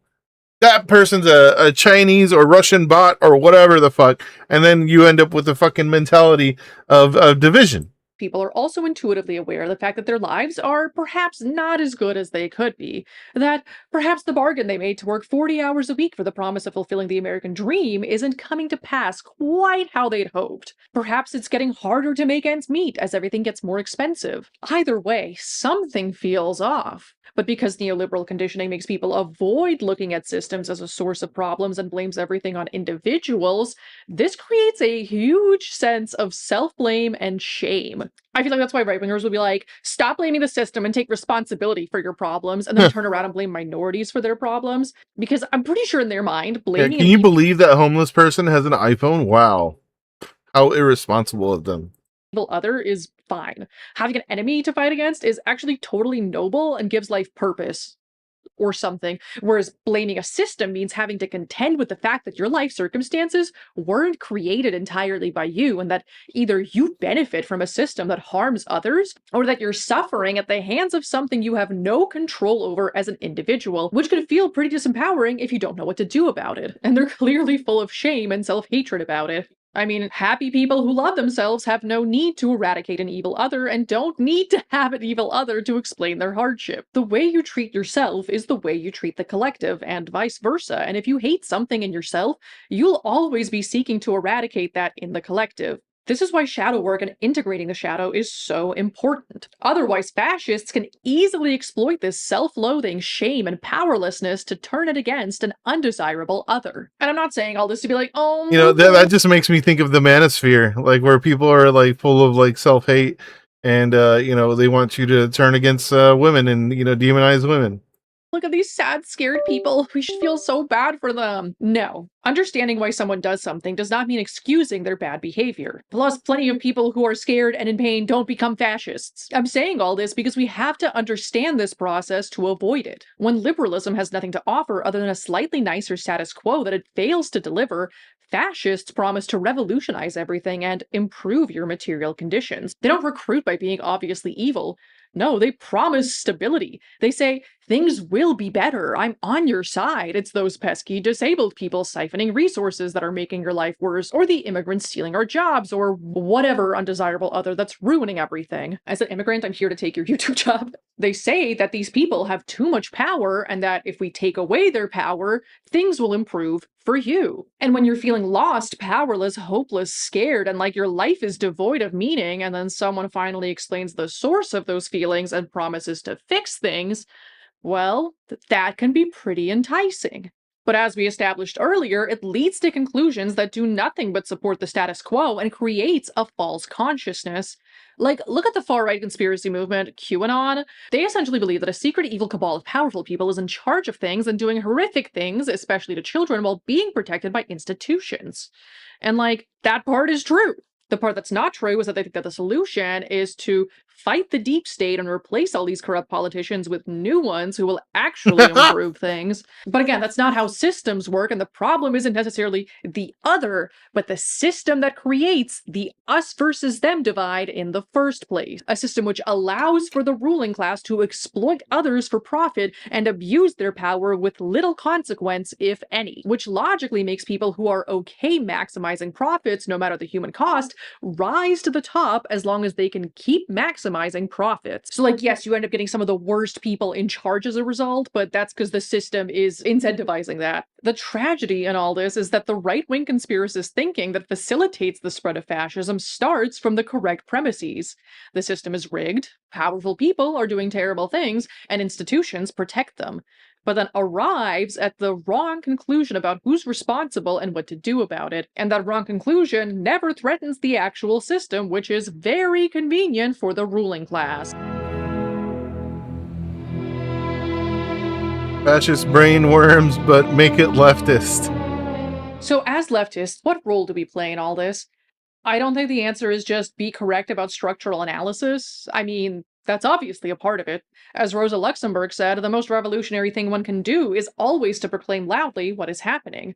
But in addition to that, I think leftists should be more conscious of how they sometimes reproduce this us versus them logic in ways that distract from class struggle. I saw this meme while writing this script and I was like, oh yeah, that's like exactly what I mean. People should pass a test before being allowed to have kids. Isn't it scary how white people have this inborn capacity for evil? I'll never pass because males and females have different skull shapes. Autistic people have a stronger sense of justice than anyone else. I don't want AMABs in my space because they're dangerous. You shouldn't have access to hormones if you dress like that. Anyone who does something that awful isn't human. Some people really shouldn't be allowed to vote. This is eugenics. This is phrenology. This is Nazi shit. You are a leftist buying into Nazi shit. You are not immune to Nazi shit. If you claim that fascist ideology is something that only ontologically evil people are prone to reproducing, then it'll be much harder to notice when you are engaging in eugenicist rhetoric like that, or being a reactionary and rooting your ideology in reaction to something you perceive as bad. You also probably won't notice when you're shrinking the boundaries of what is considered acceptable and what is considered an other, or otherwise engaging in a logic that only benefits capitalism. As a leftist, your ideology should never rely on the existence of an evil other whose eradication can bring about better material conditions. Like, yes, obviously be anti-fascist, but also understand that the absence of fascism should be a natural consequence and not the main end goal of your ideology. Building a better world for everyone is the goal. And understand that under capitalism, you have to be actively unpacking this conditioning constantly, or else it will pull you in even if you claim to be against it. A particularly annoying thing I've seen among the online left is how this us versus them logic reproduces itself in the willingness to cede rhetorical ground to the right, which absolutely involves rooting one's ideology in reaction. Let's do a little thought experiment to show you what I mean. Think of a regular old dude who loves fitness, Jesus, optimizing his facial biomechanics and his wife and kids, and whose wife is a stay-at-home mom who homeschools the kids. What's this bloke's political ideology? How do you think he votes? I would guess that a lot of leftists would assume that that's a right-wing dude right there, but like, what is inherently right-wing about any of that? Like, I know that the right has co-opted all of that and claimed it as their own, but like, are you just gonna let them do that? And like, capture everyone that's interested in those things? Like, you're just making their job easier. And the left should be like, bro, what? Jesus was a Palestinian Jewish proto-communist executed by the state. Wanting to look attractive and move your body is a standard human desire that people should be allowed to pursue if that's what they value and they aren't hurting anyone. And socialists seek to create the conditions that allow anyone who wants to be a stay-at-home parent to become one, because we respect and see the value in domestic labor. But instead, the left is like, okay, you're right. I'll be on high alert for anyone who says they're into those things so I can preemptively write them off because we clearly don't share the same ideology. Obviously not every leftist does this, but I've seen enough discourse like this online that I feel compelled to mention it. This idea that if people who are right-wing value something, then that thing is automatically not worth valuing is reactionary at its very core. When you write something off because a person whose ideology you don't agree with values it, that's literally just being a reactionary. That's the same us versus them logic that distracts you from class struggle. An essay I mention constantly is Oscar Wilde's The Soul of Man Under Socialism, where he talks about how socialism will bring about a true form of individualism where people will finally be able to engage in true creative self-expression without being encumbered by the need to earn a living to survive or to maximize profit. And yet, every time I mention revolutionary individualism, I inevitably get comments from leftists saying that individualism is a right-wing thing, actually. Kinda like that so with no, firearms. we shouldn't try to use that to our advantage or to use it as a rhetorical tool or to show people why actually socialism will produce the most individualism. And I can't get over how bad of a rhetorical mistake this is. Why would you willingly be like, this thing that people value? Nope. That's bad, actually, and because it's bad, and only for them, that means it's off limits for us. They're unironically doing this! I mean, I did used to believe that with firearms, that, you know, guns are bad. But I believe I've changed my stance. It's not that we need more guns. That the bad people have guns too. That's my ice cream cone. Great! Now let him have it! You can have it. As my favorite Georgian philosopher Yosef Jugashvili said, There is no, nor should there be, irreconcilable contrast between the individual and the collective, between the interests of the individual person and the interests of the collective. There should be no such contrast because collectivism, social. I don't mind or have inherent care for them, but when a big 2A dude tries to get me into them, I'm like, dude, leave me alone. I mean, yeah. I mean, I see no problem. I see no problem with not wanting to be armed. You know, it's okay. I don't believe that, you know, these ideas or these stances should be pushed upon other people. But otherwise, I do believe that, you know, the proletariat should be armed. Yes. Socialism does not deny, but combines You can't have a revolution without a well-armed proletariat. individual interests with the interests That's of my the point. collective. And guess what? Pretty I don't see them as an inherent right-wing thing. I mean, me either. Yeah, I don't understand how guns became right-wing ideology. But yes, the proletariat must be armed. Yes. It's the only way, or I'm sorry, it's one of the only ways the proletariat is capable of fighting back.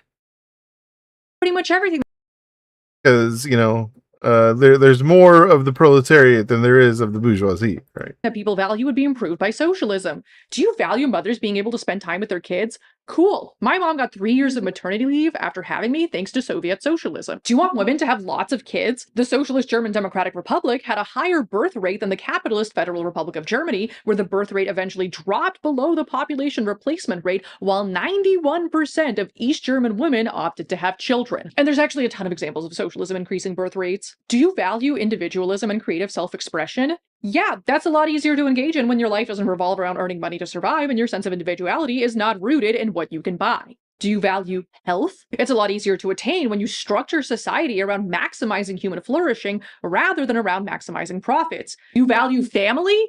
Great, so do socialists. Just look at Cuba's 2022 family code. It's actually a lot easier to convince people that the thing they value will be improved by a socialist system than it is to convince them that that thing is actually bad and dumb and that they should have different values instead, and that the society you're trying to move towards will ridicule people like them for valuing what they value. What is that if not creating an us versus them divide where there shouldn't be one? People are hungry for meaning and purpose. We yearn to feel like we're part of something bigger than ourselves. These are legitimate human needs, and fascists are unfortunately able to meet those needs, even though all they can offer is a lie with a revolutionary veneer that only strengthens the status quo. And when the left willingly cedes rhetorical ground to the right, or treats any group of people as the main cause of their problems and not the world capitalist system, it just propagates that same us versus them logic that makes fascism look so appealing to sad, lost, powerless people searching for meaning and answers. Conclusion. As I've said repeatedly at this point, the tendency to divide the world into an us and them makes sense under capitalism, but one of the reasons I'm a Marxist is because I would like to build a world where all of humanity is on the same side.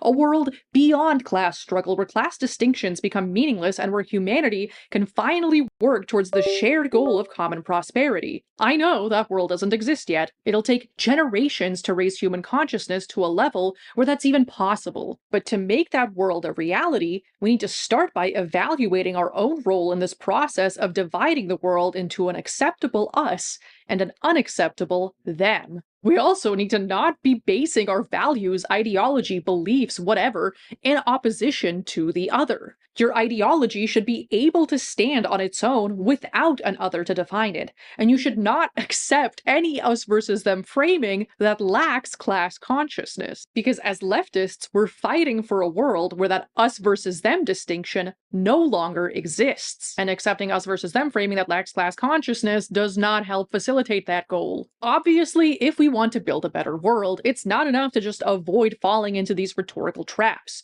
We leftists also need to do our own shadow work so that we can guide people on their path towards healing instead of allowing fascist ideology to exploit people's pain, shame, and self-loathing, including your own. We need to remind people to love themselves, to recognize their own power, and to use their unique gifts and talents to change the world for the better. We need to offer people meaning and purpose and something to struggle for, because that is indeed something that the fight for collective liberation entails. And of course, we have to get organized, because individual action is not enough and will not take us as far as an organized working class. A better world is possible, we just have to build it together. Thanks for watching! And thank you, Incogni, for sponsoring this video. Go to Incogni. Yeah, I came across this the other day. This is what I was looking for off screen. Everyone is compromised but me. Everyone is a traitor but me. Everyone is falling short but me. Everyone is a pretend radical but me. Everyone is naive but me. A great way to wreck solidarity building. It's almost like that's what our government, what our administration is trying to ensure that we continue to practice, that we find new ways to divide ourselves and say this person is not radical enough. These people that are organizing, even though they might be going in the right direction, that I somewhat agree with, they're not doing it the right way. They should be demonized. Like, demonizing one group just leads you back towards like right-wing ideology, reactionary thinking. All right, one more. So when you become a member on Patreon, 25 minutes long. Can't do that. How long is this one? Yeah, so why? All right, it's 16 minutes long. Let's do this. Billionaires want us homeless.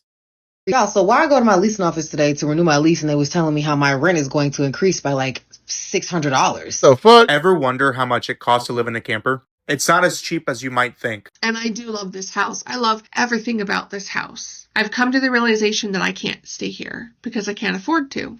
I live full-time in an RV, and we're trying to get a new RV, and they're just super expensive. Call it a mobile home, call it a trailer, but either way, we're buying one. People are buying storage sheds from Home Depot and converting them into homes. The billionaires have already bought those too.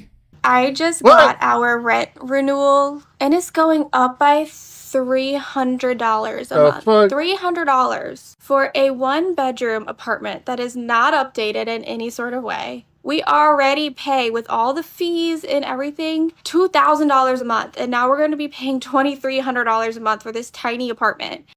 22.6 million renters in the US are now cost burdened, meaning they're spending more than 30% of their income just on housing and utilities. People are working 40, 50 hours a week, but half their paycheck is gone before they've even bought groceries, gas, or had any fun. So naturally, people start thinking, why am I paying someone else's mortgage? I should just buy a house. And that's where the next trap lies. The median single-family home hit over $400,000 in 2024. That's 5 times the median household income. To afford the monthly mortgage payment on that home, you need to earn at least $126,000 a year. Out of the 46 million people who rent in the US, only 6 million of those people make that amount of money each year. That means mathematically, 87% of renters will never own a home. So I was just out on a walk right now, and check out these homes. 86% of renters will never own a home in the United States. That's to this path that I'm on. I was looking these homes up on Zillow, and you're looking at somewhere in the neighborhood of $615, $625, $650 for these really tiny houses. I mean, they're not very big. You can see the properties they're sitting on are tiny, and yet people want $650,000 for these homes at what, 6.25% interest rates? Like, no wonder nobody can afford anything. According to NBC, in Q2 of 2025, investors bought 1/3 of all single-family homes sold, 1/3 of homes in a 3-month period. And now they're not just buying homes, they're building entire neighborhoods that you can never own. These are called built-to-rent communities. They look like your average subdivision, houses, driveways, backyards, but every single home is rental only. Built-to-rent now accounts for 9% of all new single-family construction in the U.S. Companies like Tricon, which is part of Blackstone's real estate portfolio, are building these in Texas, Arizona, South Carolina. Look at this, a 4-bedroom, 2.5 bath, 1,900 square feet in $2,900 a month? To $2,911 a month. They've got the cheap vinyl flooring, bathroom tile from the early 2000s, and a backyard the size of a shoebox. All for the low price of $3,000 a month. Their idea— Bro, that's not even a backyard. That's the front yard. I mean, I guess that's the backyard because you have the garage right there, but that means that your driveway goes this way. They must... In DFW, they have a lot of, like, the way the houses are made is like there's like a back alley where everybody goes through, where like the garbage trucks go through, where you put your trash cans out, and that's like your back driveway basically, and then the front of your house is just like a lawn, I guess with nothing on it that you could just drive up to and no driveway. All for the low price of $3,000 a month. King of the Hill type shit. Solving the housing crisis is you will never own a house. You will rent a house instead of an apartment, but each year they'll still increase your rent. Well, I can't afford my house anymore. My mortgage just went up. When I first buy $1,000? It was $169,000, and with all of the insurance and stuff added in, my monthly payment was $1,450 a month. Then my mortgage goes up, and they say, oh, the cost of materials have gone up. So in case anything happens to your house, we'd have to rebuild it. So the insurance has gone up. And then the value of the property went up. My payment went from $1,450 to $1,740. My mortgage is now $2,500 a month. So it went from $1,450 to now $2,500. So he bought in when it was $1,450 a month, and now because of insurance and taxes and the evaluation of his house, he's being priced out. Mortgages are on the rise. Property taxes keep going up. I mean, look at this house in New Jersey. 2-bedroom, 1-bath starter home hasn't been updated. $750,000. Let's look at the property taxes. They jumped 93% from 2024 to 2025. The property tax bill is now over $20. And then somebody will come in and just be like, oh, well, you just sell your house. Okay, I guess I'll go live on the fucking street. Oh, but you'll have hundreds of thousands of dollars. Yeah, to go buy what? To buy a fucking smaller house? To like just rent forever? Like, you're fucked. Like, the idea of the United States, the way the real estate market is set up, right, and the way that it has been set up historically, is that Americans use their house, use their home as equity, as an investment, driven, like profit thing that's going to get them to retirement or whatever. And like, it just, you just live long enough to where you can sell your house and then fucking live in the street. $8,000. The insanity that used to be a down payment. After rent, unless you're lucky enough to be a fucking like boomer or somebody that has paid off their houses and all they're paying for is taxes and insurance, car payment, and every other bill. How is anyone supposed to save up for a $750,000 starter home that comes with a $20,000 tax bill? They can't. And the reality is, for a lot of people who have bought, they're realizing that they can't afford it, so they're trying to sell. In Austin, Texas, 4.2% of homeowners are upside down. In Cape Coral, Florida, it's 7.8%. Foreclosures are up 14% from 2024. Sellers are removing their listings because they don't want to go below what they initially paid. We can see it on this listing. On Google Trends, Sell My House keeps trending, and a top related query is Sell My House fast. People aren't just casually listing their homes, they need out of their mortgage. The economy got so bad, bro, we about to sell the house. The house is paid for, but there's still bills, there's still taxes, there's still maintenance on the house. The light bill was $450. The water bill this month was $250. And ain't nothing but two of us in this house. Get a trailer, man. Go buy a little small land in Tennessee somewhere, man. We can't do this city shit no more, man. It's getting hard. And if it's this bad for people who are still working, imagine the people on a fixed income who have retired. If a senior bought a home for $200,000, paid it off over 30 years, and that home is now valued at $2 million, they owe taxes on a $2 million asset, even though they've never owned $2 million.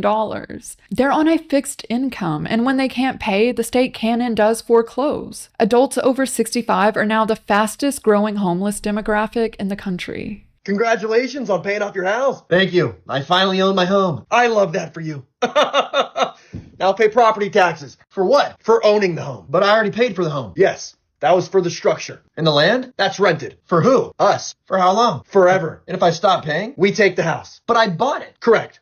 And now you maintain it for us. So this is renting. No. This is home ownership. So what did I actually buy? A lifetime subscription with surprise price increases. But if you can't afford a traditional home, that's one way to break it down. That's pretty good, actually. Manufactured homes built in a factory. It's the next layer down in the funnel. For years, this was considered a real path to affordable home ownership. Today, over 20 million Americans live in manufactured homes. There were over 26,000 shipments in the first quarter of 2025 alone. That's up nearly 8% from 2024. But the average cost of a new manufactured home is now $109,000. Multi-section homes, the larger ones, are on average $164,000. But that doesn't include land. You need somewhere to put it. And just like everything else, land prices are skyrocketing. Many people place their manufactured home on a rented lot. You own the home, but you rent the small plot of land underneath it. Just like how billionaires are buying up all the single-family homes, they're also buying these manufactured home lots. 23 private equity firms now own more than 1,900 manufactured home parks with over 400,000 land lots. They're becoming landlords, literally. Lords of the land. Owns his manufactured Back to feudalism. home, but rents the lot it sits on in the Copper Sun 55 and up community. This summer, he got a notice. Oh my God, I'm going to have a heart attack. That his rent would be increasing to market value from roughly $600 to over $1,100. I couldn't believe the amount of money that it's gone up. I mean, we're a community of retirees, people with disabilities.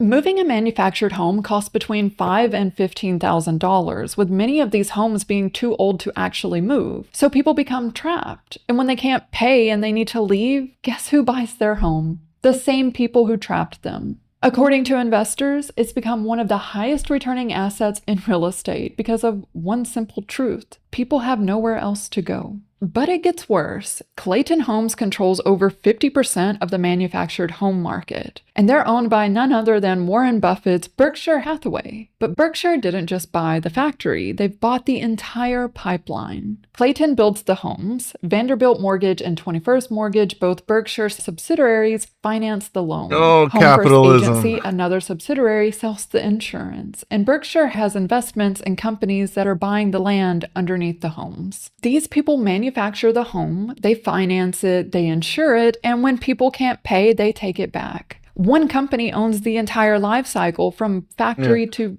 foreclosure. You know, we used to call them monopolies whenever a single company would own the industry, basically. You know, the competition. There was no competition. It's just a monopoly. Now a single company just owns the entire chain. The entire pipeline of start to finish. And it's just multiple of these single companies that own from start to finish, basically. And this happens in many industries, like multiple industries. Hence why armed proletariat. That's what I'm talking about. The CFPB is currently suing Vanderbilt. They allege Vanderbilt handed out mortgages knowing people couldn't pay. In one case, their own calculations showed a family of 5 would have $57 left in monthly income after the mortgage payment. Just $57. The fuck are you gonna do with $57? So these people are going into debt for these homes, and look at what they're getting. So let this be your daily reminder to never buy a Clayton home. They use what they apparently call conjoleum. They tried to tell us that it was an upgraded version of linoleum. So this is particle board. This is the floor, and I'll just show you. This is literally, like, look how thin that is. Imagine being so excited to find your first home and just months Don't after spill moving water in, on it is that. covered in mold. It is a 2022 manufactured home, modular home, whatever you want to call it, a trailer. We went through Clayton Homes and instantly we started having issues. If you are considering getting a mobile home, please, please, please do not buy Clayton. This problem right here has been fixed 3 times. It's actively raining outside, like heavy thunderstorm, and I had to cut the power to my stove. Like, I can't even cook right now. So I was contracted to work on this mobile home. I had to replace some of the vinyl. I was surprised at what's under the vinyl. There is no plywood. There's this cardboard. And under that cardboard is the insulation. And on the side of the insulation is the sheetrock. That's something. I've never seen a structure that you live in that doesn't have OSB minimum on the exterior of the structure. This is some of the cheapest stuff. This is cheap. You're living in a cardboard house.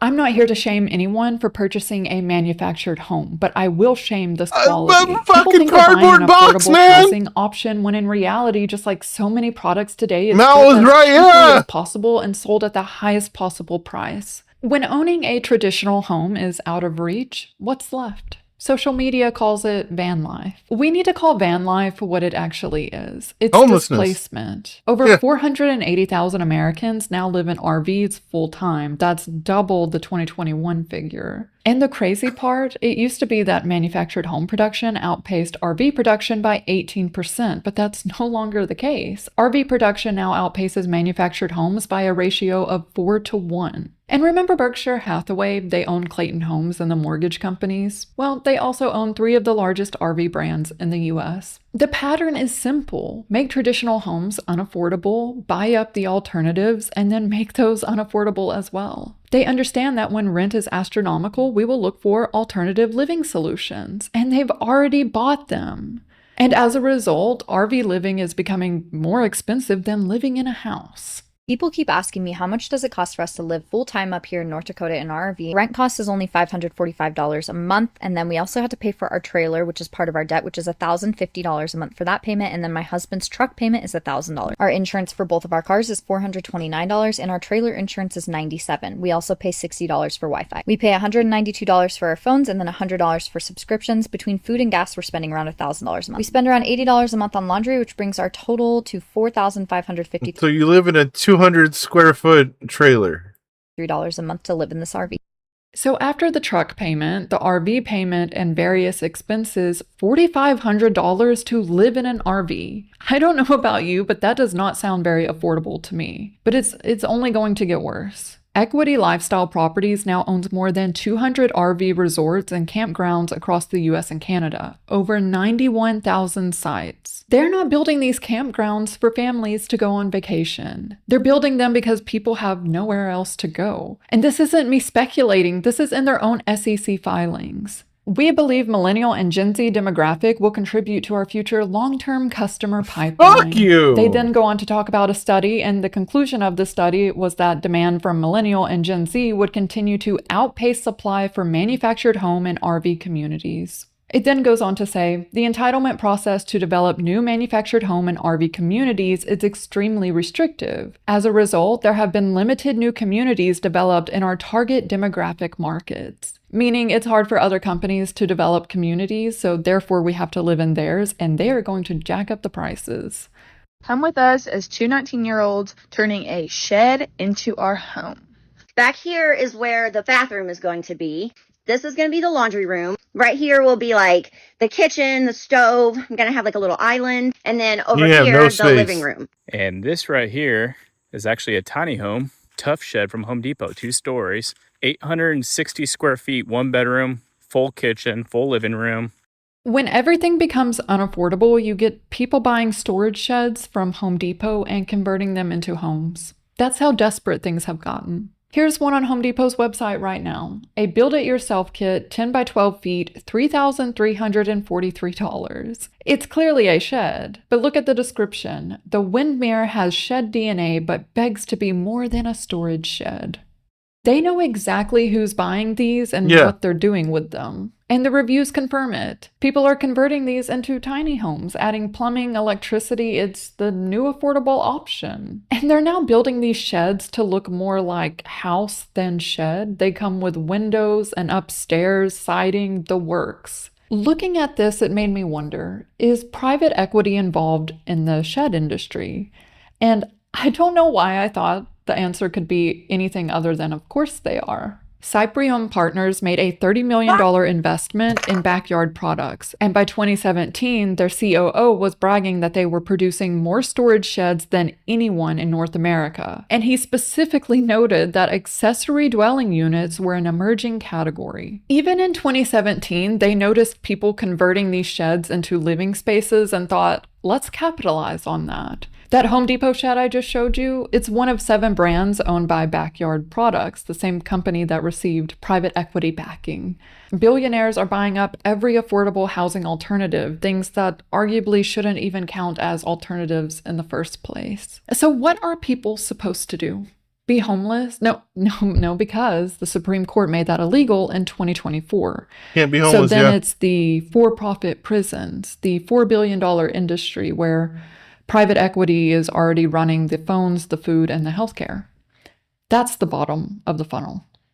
It's a place for someone to live in full time for months or years at a time, where they live in a recreational vehicle, in an RV. This is a business I've been in for about 7 years. They have very small RV parks out there that are 3 to 10 pad sites that are about 3 to 10 times more profitable than buying a single family home as a rental. So I don't understand why people buy single family homes, because like buying a small RV park costs the same, but is significantly more profitable. Fucking demon shit, dude. Don't he's saying don't be a landlord for one house when you could just buy an RV park and be a landlord for multiple people that don't even own the fucking home. What the fuck?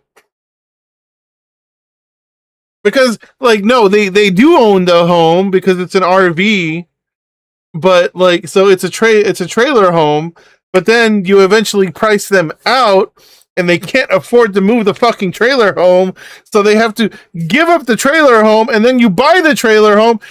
What the fuck?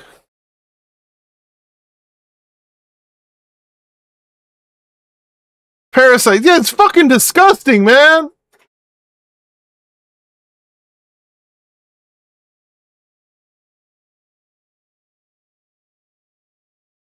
Yeah, I don't know how this video came across my feed. Apparently it's a pretty popular channel. 236K. Yeah. Good stuff. By appearance alone, I probably would not have watched this video, but the title definitely is something that I can agree with. But yes, the wealthy class in the United States would rather have you homeless and dying, because that's profitable for them. And if they can't profit off of you, well, then they would prefer that you just die. Every aspect of your life must be financed in one method or another. Whether that means that you're paying for everything with credit cards, that means that you're paying a mortgage that you can't get out of, interest rates and all this other stuff. They want you to finance your entire life so that they can continue to siphon as much profit as possible from not only you, but also, if you ever planned on having children, your future generations.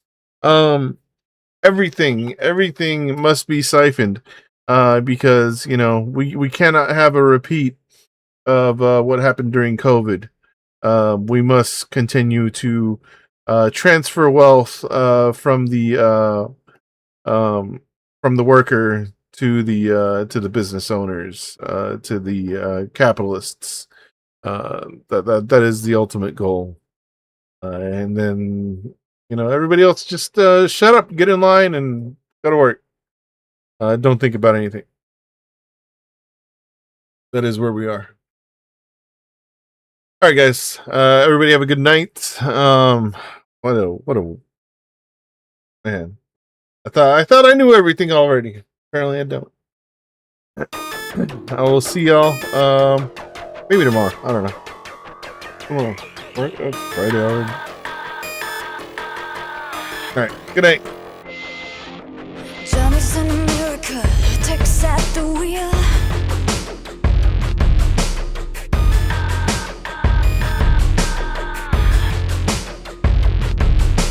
Nobody needs anyone, they don't even just pretend.